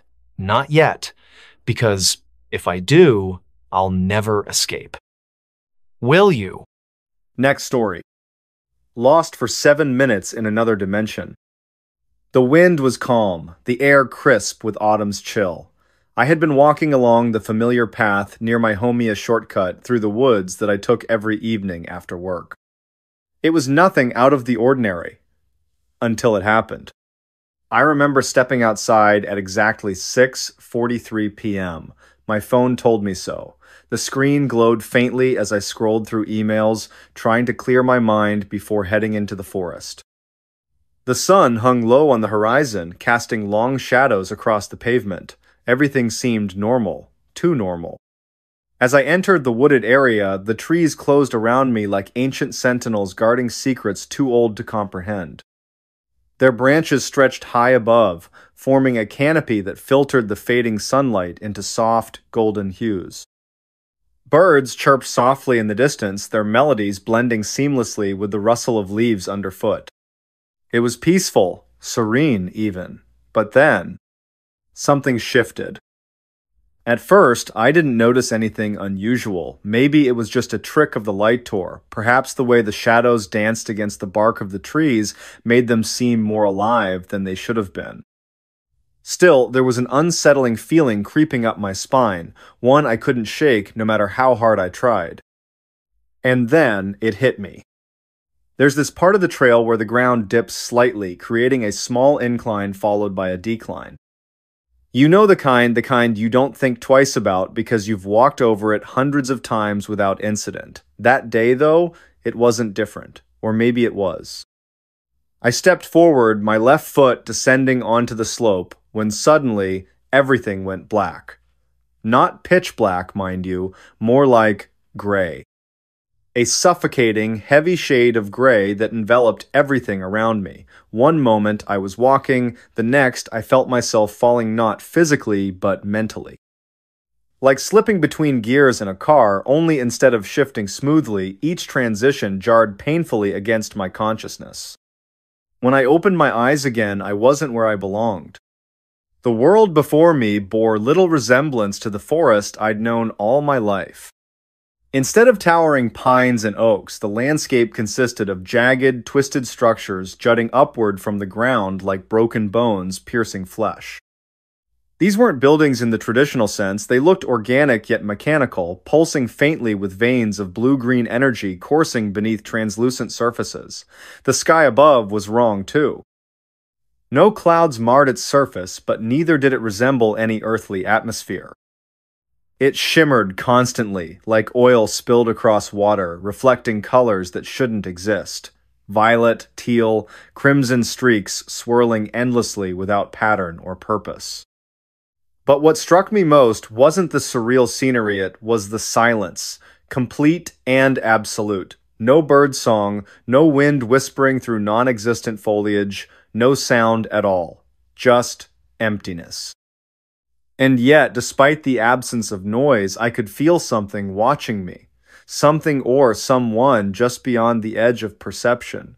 When I turned to look behind me, expecting to see nothing, I froze. Human-like figures stood scattered throughout the landscape, though none moved. They weren't pioplanot entirely. Their forms were distorted, elongated, with limbs bent at unnatural angles. Some wore tattered clothing, others nothing at all. Their faces were featureless voids, black holes sucking in whatever light dared approach, and still they watched. Time itself felt strange here, stretched thin like elastic, pulling apart seconds until they became minutes, hours, lifetimes. Every step I took seemed to echo infinitely within my mind, reverberating louder and louder until I feared I might go mad. Yet somehow I kept moving forward, driven by some instinctual need to escape this place, even if escape meant facing whatever horrors awaited me elsewhere. How long had I been here? Days? Weeks? Years? Impossible to tell. The passage of time defied logic, bending and folding back upon itself until past and future blurred together into an endless present. Each breath I drew felt heavier than the last, as though the very air resisted my presence. My thoughts grew sluggish, tangled knots impossible to untangle. Questions swirled relentlessly in my mind. Where am I? Why am I here? Will I ever leave? Then came the whispers. At first, I thought it was my imagination playing tricks on me. After all, who wouldn't begin hearing voices after being trapped in such a place? But these weren't mere echoes of my own fears. They carried meaning, intent. Words formed slowly, deliberately, crawling into my ears like insects burrowing into flesh. You belong here, they said. This is your true home. No, I whispered aloud, shaking my head violently. I'm not supposed to be here. They will come for you, the voices continued, ignoring my denial. And when they do... The sentence trailed off, leaving me trembling with dread. Who were they? What would happen when they arrived? Before I could dwell further on the implications, another shift occurred done far more abrupt than the first. One moment I stood amidst those alien structures, surrounded by faceless watchers. The next, I found myself sprawled on the forest floor, gasping for air as though I'd just surfaced from drowning. The familiar scent of pine needles and damp earth filled my nostrils, grounding me in reality once more, or so I thought. Panic surged through me as I scrambled upright, frantically checking my surroundings. Yes, it was the same trail I'd started down earlier. The trees loomed overhead, their silhouettes sharp against the twilight sky. Everything appeared unchanged, except for one crucial detail. My phone read 6:50 p.m. Only 7 minutes had passed since I'd begun my walk. 7 minutes, that's all. Except, I knew better. I knew I'd been gone longer. Much longer. How could I explain the impossible? How could I make sense of what I'd seen and heard? Back home, things weren't quite right. At first glance, nothing seemed amiss. My apartment remained untouched, clocks ticking steadily on the walls, yet small inconsistencies nagged at me. A photo frame hanging crookedly where it hadn't been before, a chair pulled slightly away from the dining table. Even the reflection staring back at me from the mirror felt off, slightly paler. Slightly thinner. Worse still, people acted strangely around me. Friends avoided eye contact during conversations, muttering excuses about being busy whenever I attempted to engage them. Strangers stared openly, their gazes lingering a beat too long before averting. It was as though I existed in some liminal space between worlds visible, yes, but not truly acknowledged. And then there was the sensation of being followed. Whenever I ventured outside, I caught glimpses of movement from the corner of my eye, shadows darting between parked cars, figures melting into doorways. Once, I even swore I saw one of those faceless beings standing across the street, its form flickering in and out of existence like static on a television screen. By the time I reached it, however, nothing remained save empty pavement. Desperate for answers, I began researching online. Surely, I couldn't be the only person to experience such a phenomenon. To my surprise, I discovered dozens of accounts eerily similar to mine. People vanishing for precisely 7 minutes only to return changed forever. Some claimed memories of alternate dimensions. Others spoke of whispers urging them toward unknown destinations. A few admitted outright that they believed themselves to be imposters creatures masquerading as humans while the real versions rotted away in some other realm. A theory emerged among commenters. Every 7 minutes, the veil separating our world from theirs thinned enough to allow brief crossings. Most returned unaware, their minds erasing the trauma automatically. Those who remembered. Well, we paid dearly for the knowledge. But what if returning wasn't always guaranteed? What if I hadn't really come back? Now, sitting alone in my apartment late at night, I hear it again. The whispers. Faint at first, growing louder with each passing second. They call my name now, insistent and urgent. Come back, they say. You belong here. I glance at the clock beside my bed. 12, 0 a.m. midnight, exactly 7 minutes after the hour began. And then, the room begins to fade. Next story.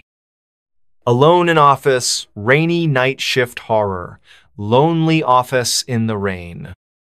The rain drummed against the glass windows like 1,000 tiny fingers, tapping an unrelenting rhythm. Outside, the night was pitch black, save for the faint glow of distant streetlights reflecting off puddles. Inside the old office building, fluorescent lights buzzed and flickered intermittently, casting eerie shadows that danced across empty cubicles. Ethan sat at his desk, hunched over a computer screen displaying rows upon rows of data entries. It was his third week working as a night shift data processor, and he already hated every second of it. The isolation gnawed at him, but the paycheck kept him coming back. Or maybe it was just the hope that things would get better with time. But tonight felt different. He couldn't quite put his finger on why. At exactly midnight, the power surged briefly, causing the monitors to blink out before sputtering back to life. Ethan sighed, muttering under his breath about outdated wiring. He glanced up at the clock 12. 3 a.m. tried to focus on the task ahead, but something about the silence pressed down on him, heavier than usual. He reached for his thermos of coffee, only to find it empty. Cursing softly, he stood up from his chair and stretched his sore muscles. As he walked toward the break room, the sound of his footsteps echoed through the cavernous space, each step reverberating like a heartbeat in the darkness. The break room was located near the far end of the floor, past several rows of abandoned cubicles. Most of them were relics from when the company had been thriving years ago, their contents long since cleared out except for a few stray papers and broken staplers. Ethan passed by one such cubicle and paused. There, on the edge of a dusty desk, lay a single piece of paper printout with no apparent source. Curiosity piqued, he picked it up. The page contained a cryptic message typed in bold letters. "Don't stay after midnight." Ethan frowned. Was this some kind of prank? He turned the paper over, searching for any clues or signatures, but there was nothing else written on it. Shrugging it off as someone's idea of humor, he crumpled the note and tossed it into the trash can beside the printer. Returning to the break room, he refilled his thermos with what little coffee remained in the pot. As he stirred in sugar, he noticed another sound of faint creaking noise coming from somewhere deeper inside the building. At first, he dismissed it as the building settling, but then it happened again, louder this time. It sounded deliberate. Shaking off the unease, Ethan decided to ignore it. After all, it was probably just the wind or pipes expanding due to the cold. Still, the hairs on the back of his neck stood on end as he made his way back to his station. When he returned, however, something was wrong. His computer screen displayed a new window he hadn't opened an email draft addressed to all staff. The subject line read, "Reunion Reminder." Beneath it, the body of the email consisted of 3 simple words. "We miss you." Ethan froze. This wasn't normal. Who could have sent this?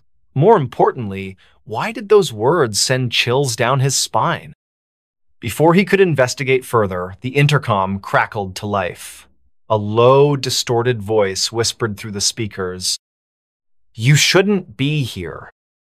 Ethan's heart pounded against his ribcage as the intercom fell silent. The voice slow, guttural, and unmistakably menacing had sent a wave of dread coursing through him.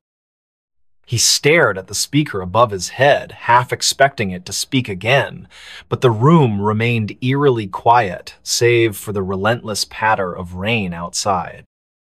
He tried to rationalize what had just happened. Maybe it was a malfunction. Perhaps leftover recordings from some corporate event were accidentally triggered. Yet deep down, he knew that explanation felt hollow. There was something off about this place tonight. Something unnatural. Deciding not to take any chances, Ethan grabbed his phone and dialed security. It rang once, twice, then went straight to voicemail. Panic bubbled in his chest, of course. They wouldn't be back until morning. He was utterly alone. His gaze shifted back to the computer screen. The email draft still lingered, its words mocking him. Slowly, hesitantly, he clicked Reply All, hoping to send a message to whoever or whatever was behind this. As soon as he hit send, the screen flickered violently, plunging the office into darkness for a split second. When the lights returned, the email window was gone. In its place was a live video feed from one of the building's surveillance cameras. The footage showed an empty hallway leading to the stairwell. At first glance, nothing seemed out of the ordinary. Then, almost imperceptibly, a shadow moved along the wall, a shape too distorted to belong to anyone human. Ethan swallowed hard, his throat dry. His fingers hovered over the keyboard, unsure whether to close the window or keep watching. Before he could decide, the shadow detached itself from the wall and stepped into view. It wasn't a person, not exactly. Whatever it was, it walked hunched over, dragging its feet across the floor. Its form was indistinct, cloaked in blackness, but Ethan could swear he saw two glowing red eyes staring directly into the camera and, by extension, at him. The feed cut off abruptly, leaving Ethan paralyzed with fear. His breath came in shallow gasps as he scrambled to make sense of what he'd seen. Was this real, or was exhaustion playing tricks on him? Suddenly, the sound of footsteps echoed through the office. Heavy, deliberate steps that reverberated through the empty space. They weren't coming from the hallway or the stairs. They were right outside his door. Ethan froze, clutching the edge of his desk. The doorknob began to rattle, slowly turning clockwise. A cold breeze swept into the room, though there were no windows open. The air grew thick, oppressive, making it harder to breathe. And then the door creaked open.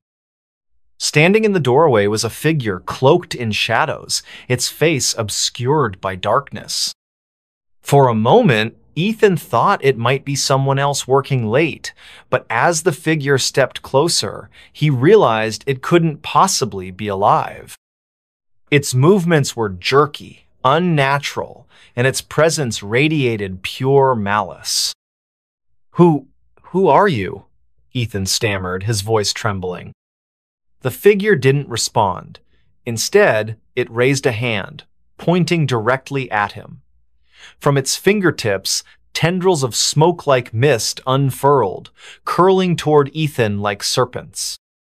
He recoiled, knocking over his chair in an attempt to escape, but the mist followed, wrapping around his ankles and pulling him backward. "No, get off me!" he screamed, thrashing wildly. But the more he struggled, the tighter the grip became. The figure loomed closer, its glowing red eyes locking onto his own. Ethan could feel its gaze piercing through him, stealing away fragments of his sanity. Just before everything went dark, he heard a whisper so faint it barely registered. "You shouldn't have stayed after midnight." Ethan woke up with a start, his body drenched in cold sweat. He was lying on the floor, his chair overturned beside him. The office lights flickered above, casting an unsettling glow over the room. For a moment, he wondered if it had all been a nightmare, cruel trick of his exhausted mind. But then he noticed something that made his blood run cold. The cryptic note he'd crumpled and thrown away earlier was now pinned to his computer monitor, unfolded, pristine, as though untouched by time. And beneath the original message, "Don't stay after midnight," was a new line scribbled in red ink. "It's too late for you." Ethan's heart raced. This wasn't a dream. Whatever had happened last night or perhaps this morning was very real. His hands shook as he reached for the note, but before he could touch it, the sound of laughter echoed through the office. It wasn't joyful laughter. It was hollow, mocking, and filled with malice. The noise seemed to come from everywhere and nowhere at the same time, bouncing off walls and twisting into shapes Ethan couldn't comprehend. He pressed himself against the corner of his desk, trying to shrink away from the unseen source. "Who's there?" he called out, his voice barely above a whisper. "Show yourself." The laughter stopped abruptly, replaced by an oppressive silence so heavy it felt like breathing underwater. Then, faintly, he heard footsteps again, this time closer, more deliberate. They weren't coming from outside the door. They were moving inside the office. Ethan turned slowly, his eyes scanning the rows of cubicles behind him. Most of them were empty, their contents long since removed. But one stood out a cubicle near the window where papers were scattered across the desk, as though someone had left in a hurry. A framed photo sat upright among the chaos, showing a group of people smiling brightly. Curiosity and perhaps a desperate need for answers drew Ethan toward the cubicle. As he approached, the photo caught his eye. The faces in the picture looked familiar, though he couldn't place why. Each person wore a badge labeled with their name: Sarah, Mike, Lisa, Jake, names etched into Ethan's memory without explanation. And then he saw the date printed at the bottom of the photo, 1987. A shiver ran down his spine. Something about that year sent warning bells ringing in his mind. Before he could process it further, the intercom crackled to life once more. This time, instead of whispers or distorted voices, Ethan heard distinct words spoken clearly. "They're waiting for you." "Who? Who's waiting?" Ethan demanded, his voice cracking. There was no answer, only static, followed by a deep, guttural growl that seemed to emanate from every corner of the room. The air grew colder, frost forming on the edges of the windows despite the lack of ventilation. Then, one by one, the lights went out. Total darkness enveloped the office, broken only by the faint glow of the emergency exit sign. Ethan fumbled for his phone, using its flashlight to guide his steps. He needed to get out now. But as he backed toward the door, he realized it wouldn't budge. Someone or something had locked him in. Panic surged through him, but he forced himself to stay calm. If there was a way out, he had to find it. That's when he noticed movement in the shadows. Shapes emerged from the darkness, humanoid yet warped, their forms shifting and contorting unnaturally. Their glowing red eyes locked onto his, unblinking and merciless. "You shouldn't have stayed," one of them whispered, its voice layered with echoes. Ethan stumbled backward, tripping over debris until he found himself back at his desk. Desperation clawed at him as he searched for anything that might help him fight or survive. His fingers brushed against something metallic. a letter opener left behind by a previous occupant. Armed with the makeshift weapon, Ethan faced the advancing figures. They moved slowly, deliberately, as though savoring his terror. One of them stepped forward, its form solidifying into the shape of a woman. Her face was pale, her hair matted with blood, and her mouth stretched impossibly wide in a grotesque grin. "Join us," she hissed, extending a hand. "No!" Ethan shouted, lunging forward with the letter opener. The blade struck true, embedding itself in her shoulder. She screamed a high-pitched, ear-splitting sound that reverberated through the office, but instead of retreating, she dissolved into smoke, leaving behind nothing but ash. Encouraged by his success, Ethan attacked the others, swinging wildly with the letter opener. Each strike sent them scattering into mist, but more kept appearing, their numbers growing with each passing second. It was like fighting ghosts, because that's exactly what they were. As dawn broke and sunlight streamed through the windows, Ethan collapsed to his knees, utterly spent. The figures vanished with the first rays of light, leaving him alone in the now quiet office. But even as relief washed over him, he knew he hadn't truly escaped. Somewhere in the depths of the building, the reunion awaited. And next time, he might not be so lucky.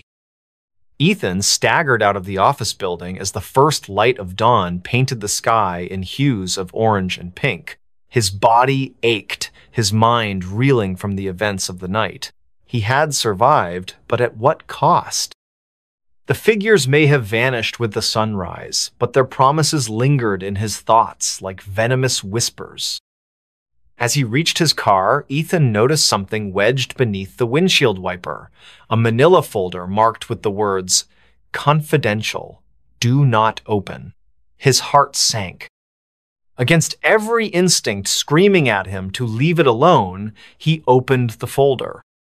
Inside were documents detailing the tragic history of the company. Years ago, in 1987, several employees had gone missing under mysterious circumstances. Their bodies were never found, and the case was eventually closed due to lack of evidence. But buried within the files were testimonies from surviving co-worker tales of strange occurrences, shadowy figures, and an unshakable feeling of being watched. One document stood out, a handwritten note by Sarah, one of the missing employees. In it, she described how they had all stayed late one rainy night working on a project that seemed to stretch endlessly. They joked about staying past midnight, unaware of the curse that awaited them. By morning, none of them returned home. Ethan clutched the folder tightly, his hands trembling.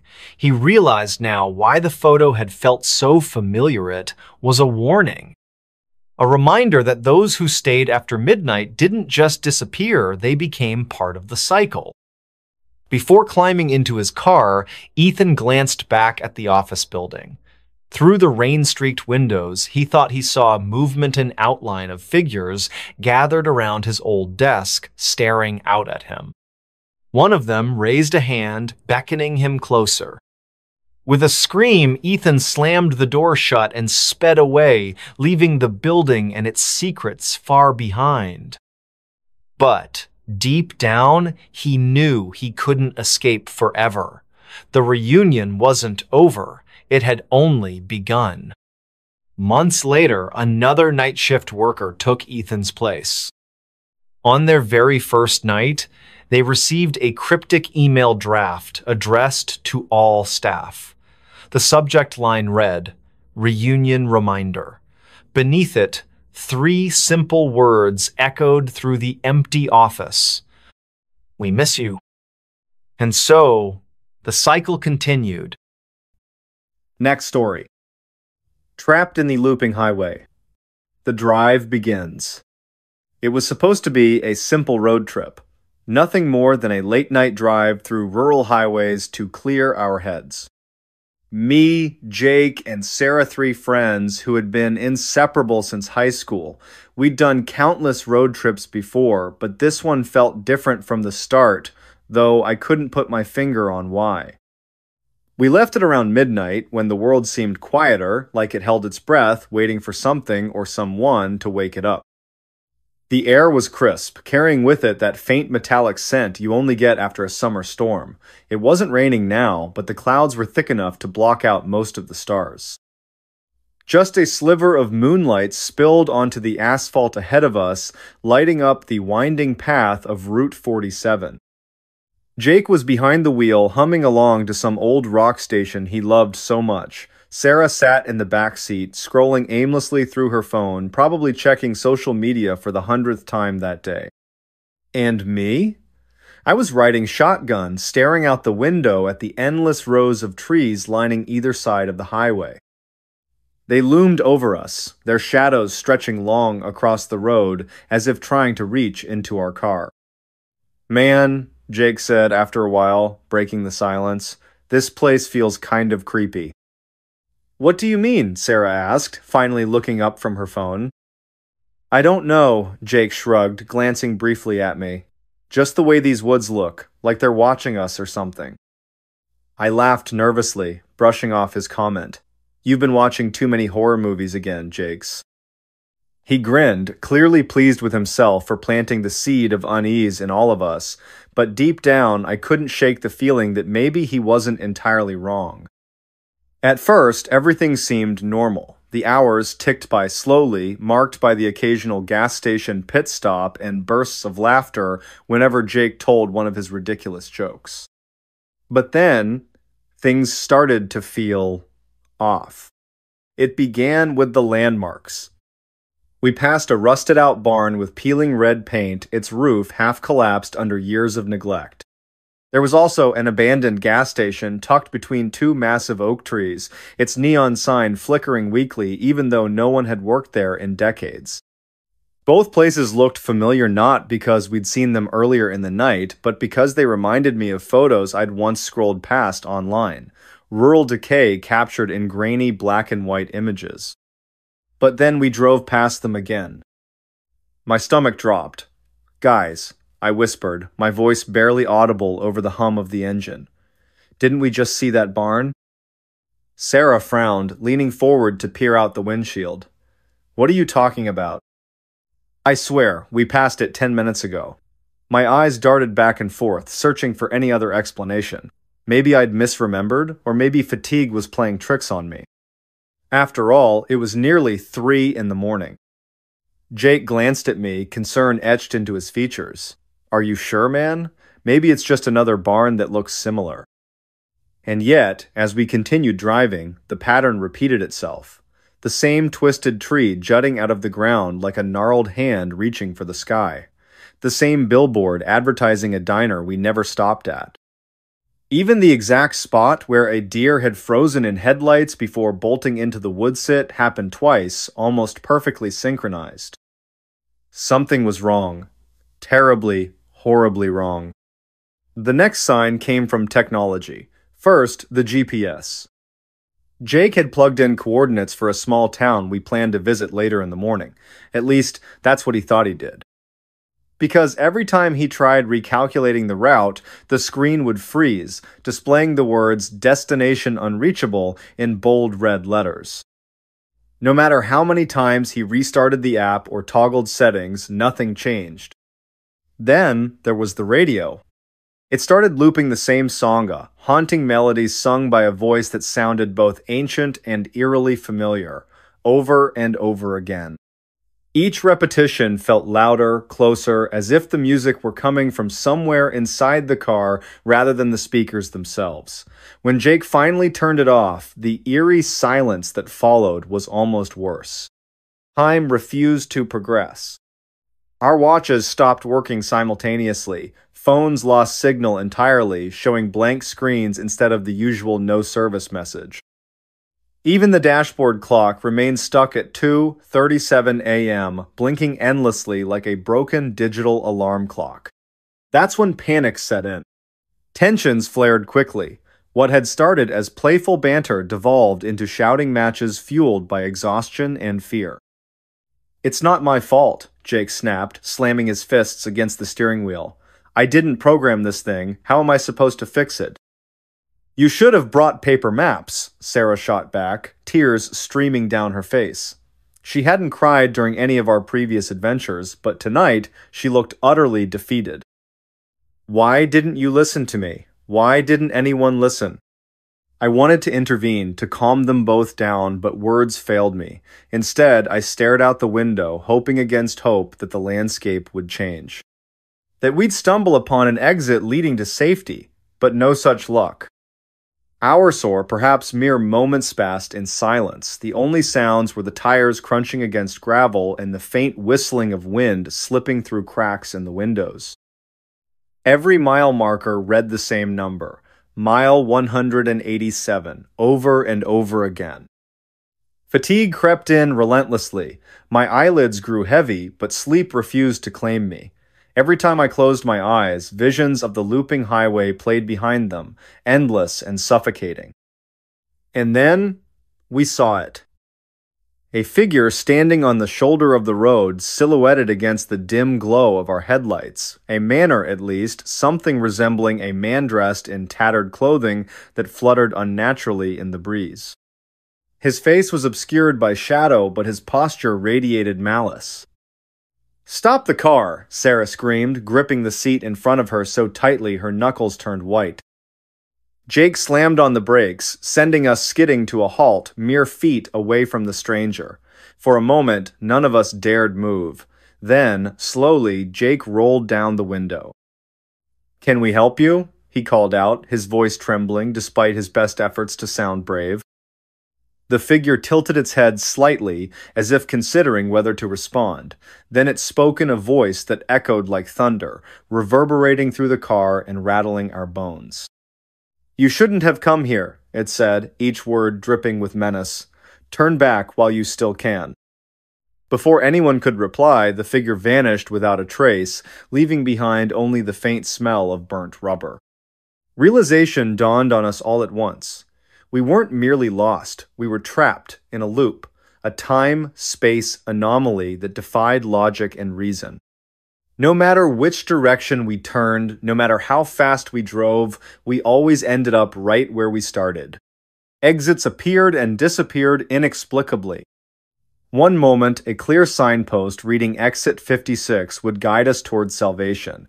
The next, it would dissolve into thin air, replaced by empty fields stretching endlessly in every direction. Desperation clawed at us. We argued, cried, begged for deliverance, but the highway gave nothing in return. Only emptiness, only repetition. As days, or perhaps centuries blurred together, strange thoughts began creeping into my mind. What if this wasn't real? What if we were already dead, reliving the final moments of our lives over and over again?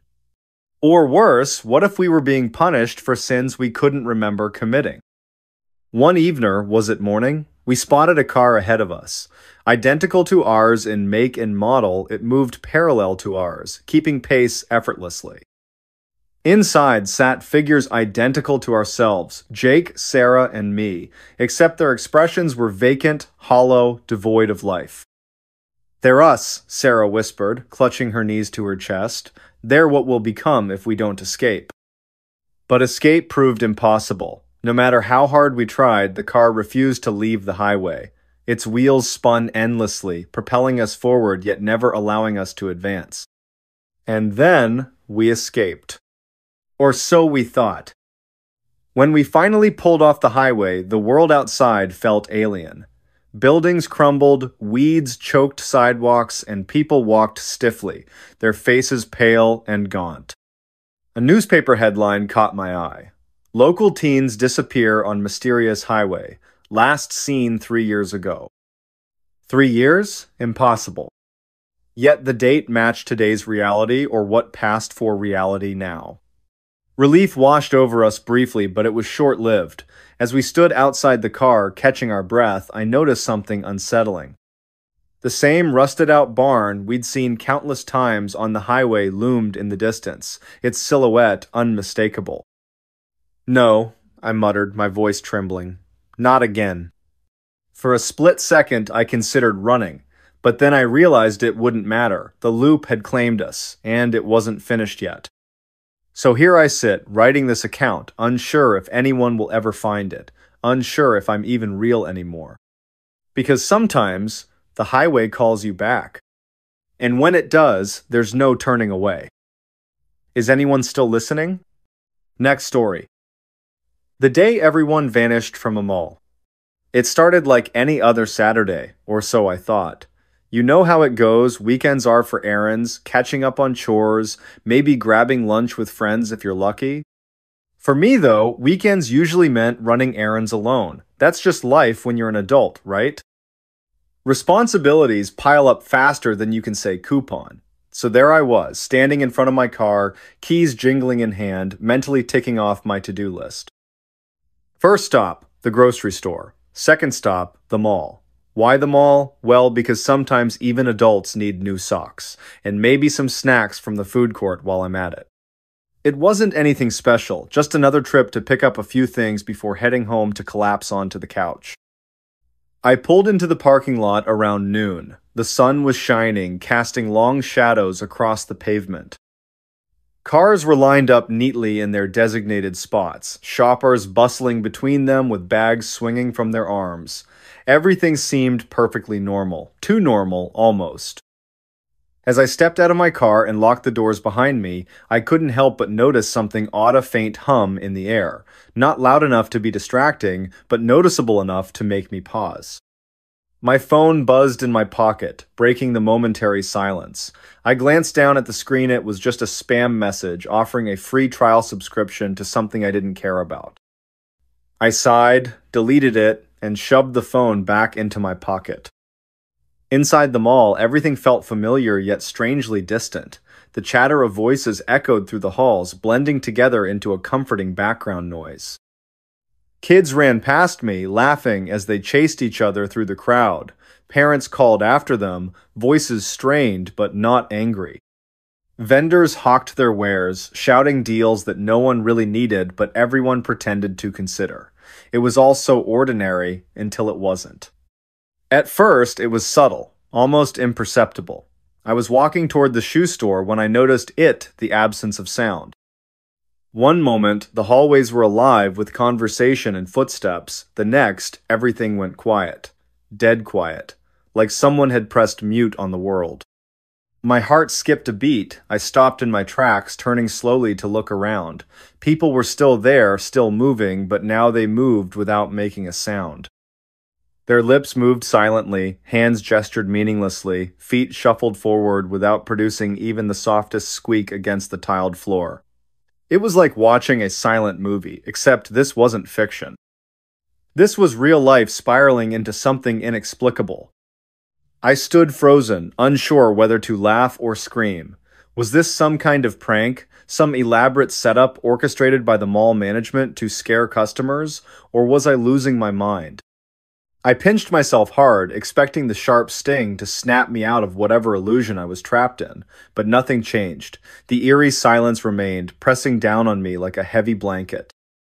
Panic began to rise in my chest. I forced myself to take deep breaths, trying to calm down. Maybe I'd misheard something earlier. Maybe the acoustics in the building were playing tricks on me. Yeah, that had to be it. Rational explanations always trumped irrational fears, right?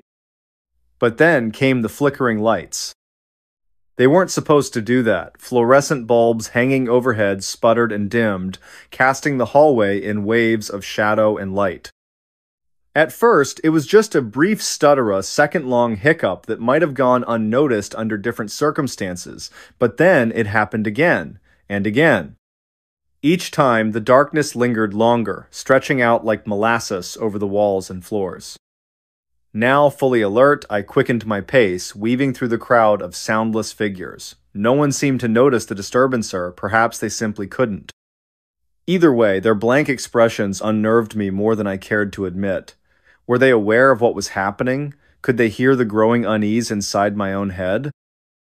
By the time I reached the shoe store, the hairs on the back of my neck were standing on end. I pushed open the glass door and stepped inside, hoping the enclosed space would offer some relief from the creeping dread. Instead, I found myself face to face with another anomaly. The sales associate behind the counter was staring straight ahead, her mouth slightly agape.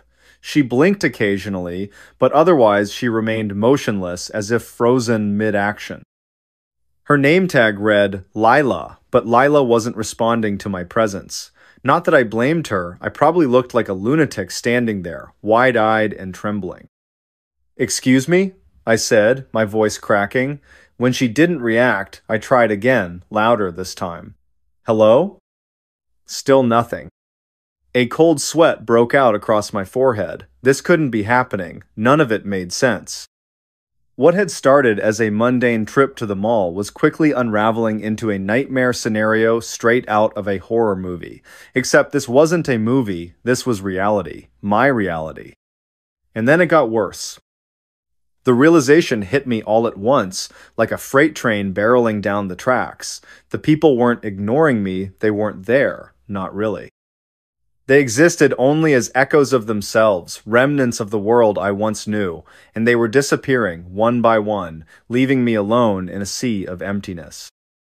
It began with the smallest details. A woman pushing a stroller vanished mid-step, her cart rolling forward without guidance before coming to rest against a display window. A teenage boy texting on his phone faded into thin air, his glowing screen lingering for a split second before winking out entirely. Then came the larger groups clusters of friends laughing over coffee, families browsing through racks of clothing all vanishing simultaneously, leaving behind only the faintest whisper of their existence.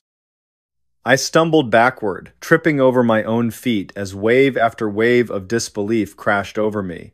How could this be possible? Where were they going? More importantly, why hadn't I gone with them? Desperation clawed at my throat as I darted from shop to shop, calling out names that no longer mattered. "Is anyone there?" I shouted, my voice echoing off the empty shelves and barren counters. "Please, someone answer me." No response, only silence. Time became distorted, minutes stretched into hours, or perhaps seconds masquerading as eternity. I lost track of how long I wandered those endless corridors, searching for answers that never came. The fluorescent lights continued their erratic dance, plunging entire sections of the mall into shadow before illuminating them once more. Shadows shifted unnaturally, stretching far beyond where they should have ended. Whispers carried through the air, though I couldn't place their source. Were they coming from the walls? The ceiling? My own fractured mind? In the midst of this chaos, I discovered something that chilled me to the bone. Footprints. Fresh footprints leading away from the main entrance and deeper into the labyrinthine complex. They belonged to someone or something with bare feet, judging by the distinct imprints left behind. Following them became an obsession, a lifeline tethering me to sanity in a world gone mad. Each step brought me closer to the truth, though I wasn't sure I wanted to uncover it. The trail led me to the food court, where the scent of abandoned meals still lingered in the air. Half-eaten burgers sat untouched on trays, soda cups foaming over with fizz, chairs tilted precariously as if their occupants had been yanked abruptly from their seats. And yet, despite the evidence of recent activity, not a soul stirred. That's when I saw it, the figure sitting at the far end of the food court. Its posture was slumped, shoulders hunched forward as though bearing an immense weight. I hesitated, torn between approaching and fleeing. Curiosity won out, driving me forward despite every instinct screaming for me to run. As I drew nearer, the figure turned its head slightly, revealing a face obscured by shadows. Whatever it was, it didn't seem human. Eyes glowed faintly, pulsing in rhythm with the flickering lights above.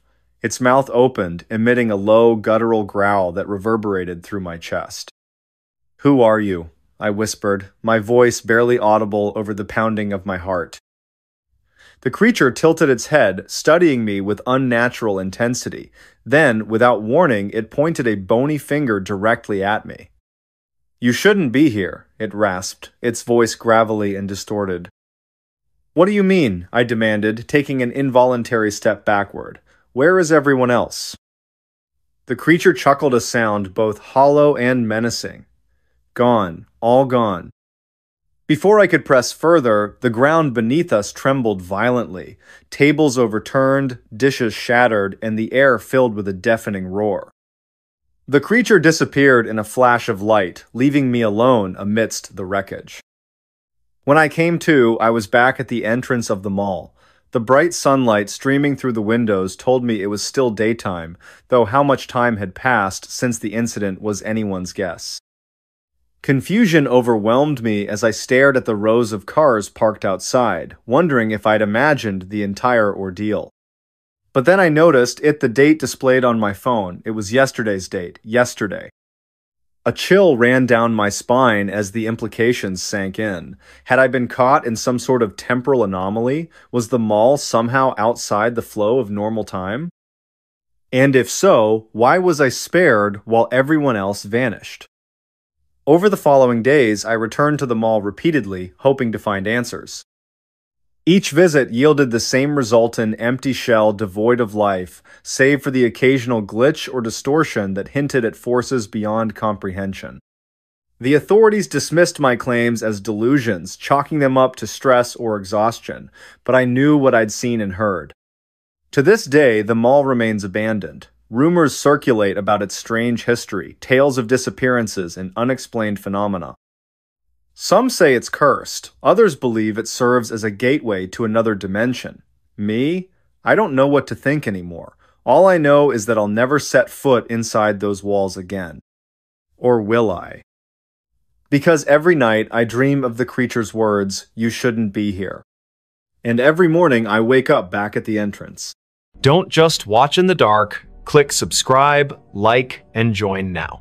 Before we begin, tell me, where are you listening from and what time is it there? The secret without a name. The cold was biting, and the silence of Anchorage's streets at 2 a.m. felt unnatural. Amelia Mitchell pulled her coat tighter around herself as she hurried down a dimly lit sidewalk. The snow crunched under her boots, each step echoing in the stillness like an unwelcome intrusion. She shouldn't have been out here this late, but something about the call from Sophia Miller had made her stomach churn, a desperate voice pleading for help before the line went dead.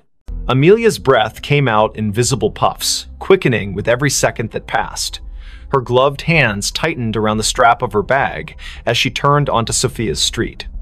It was eerily empty, the kind of emptiness that didn't feel right even for a place buried deep in winter. Streetlights flickered above, casting long shadows on the snow-covered ground. The houses here were mostly dark, their windows staring blankly into the night, except for one. A faint light glowed behind closed curtains at the end of the block. That must be it, she thought, her heart pounding harder now. Sophia lived alone, always insisting she liked the quiet solitude of Anchorage winters. But tonight, there was no answer when Amelia knocked on the door. She tried again, louder this time, her knuckles rapping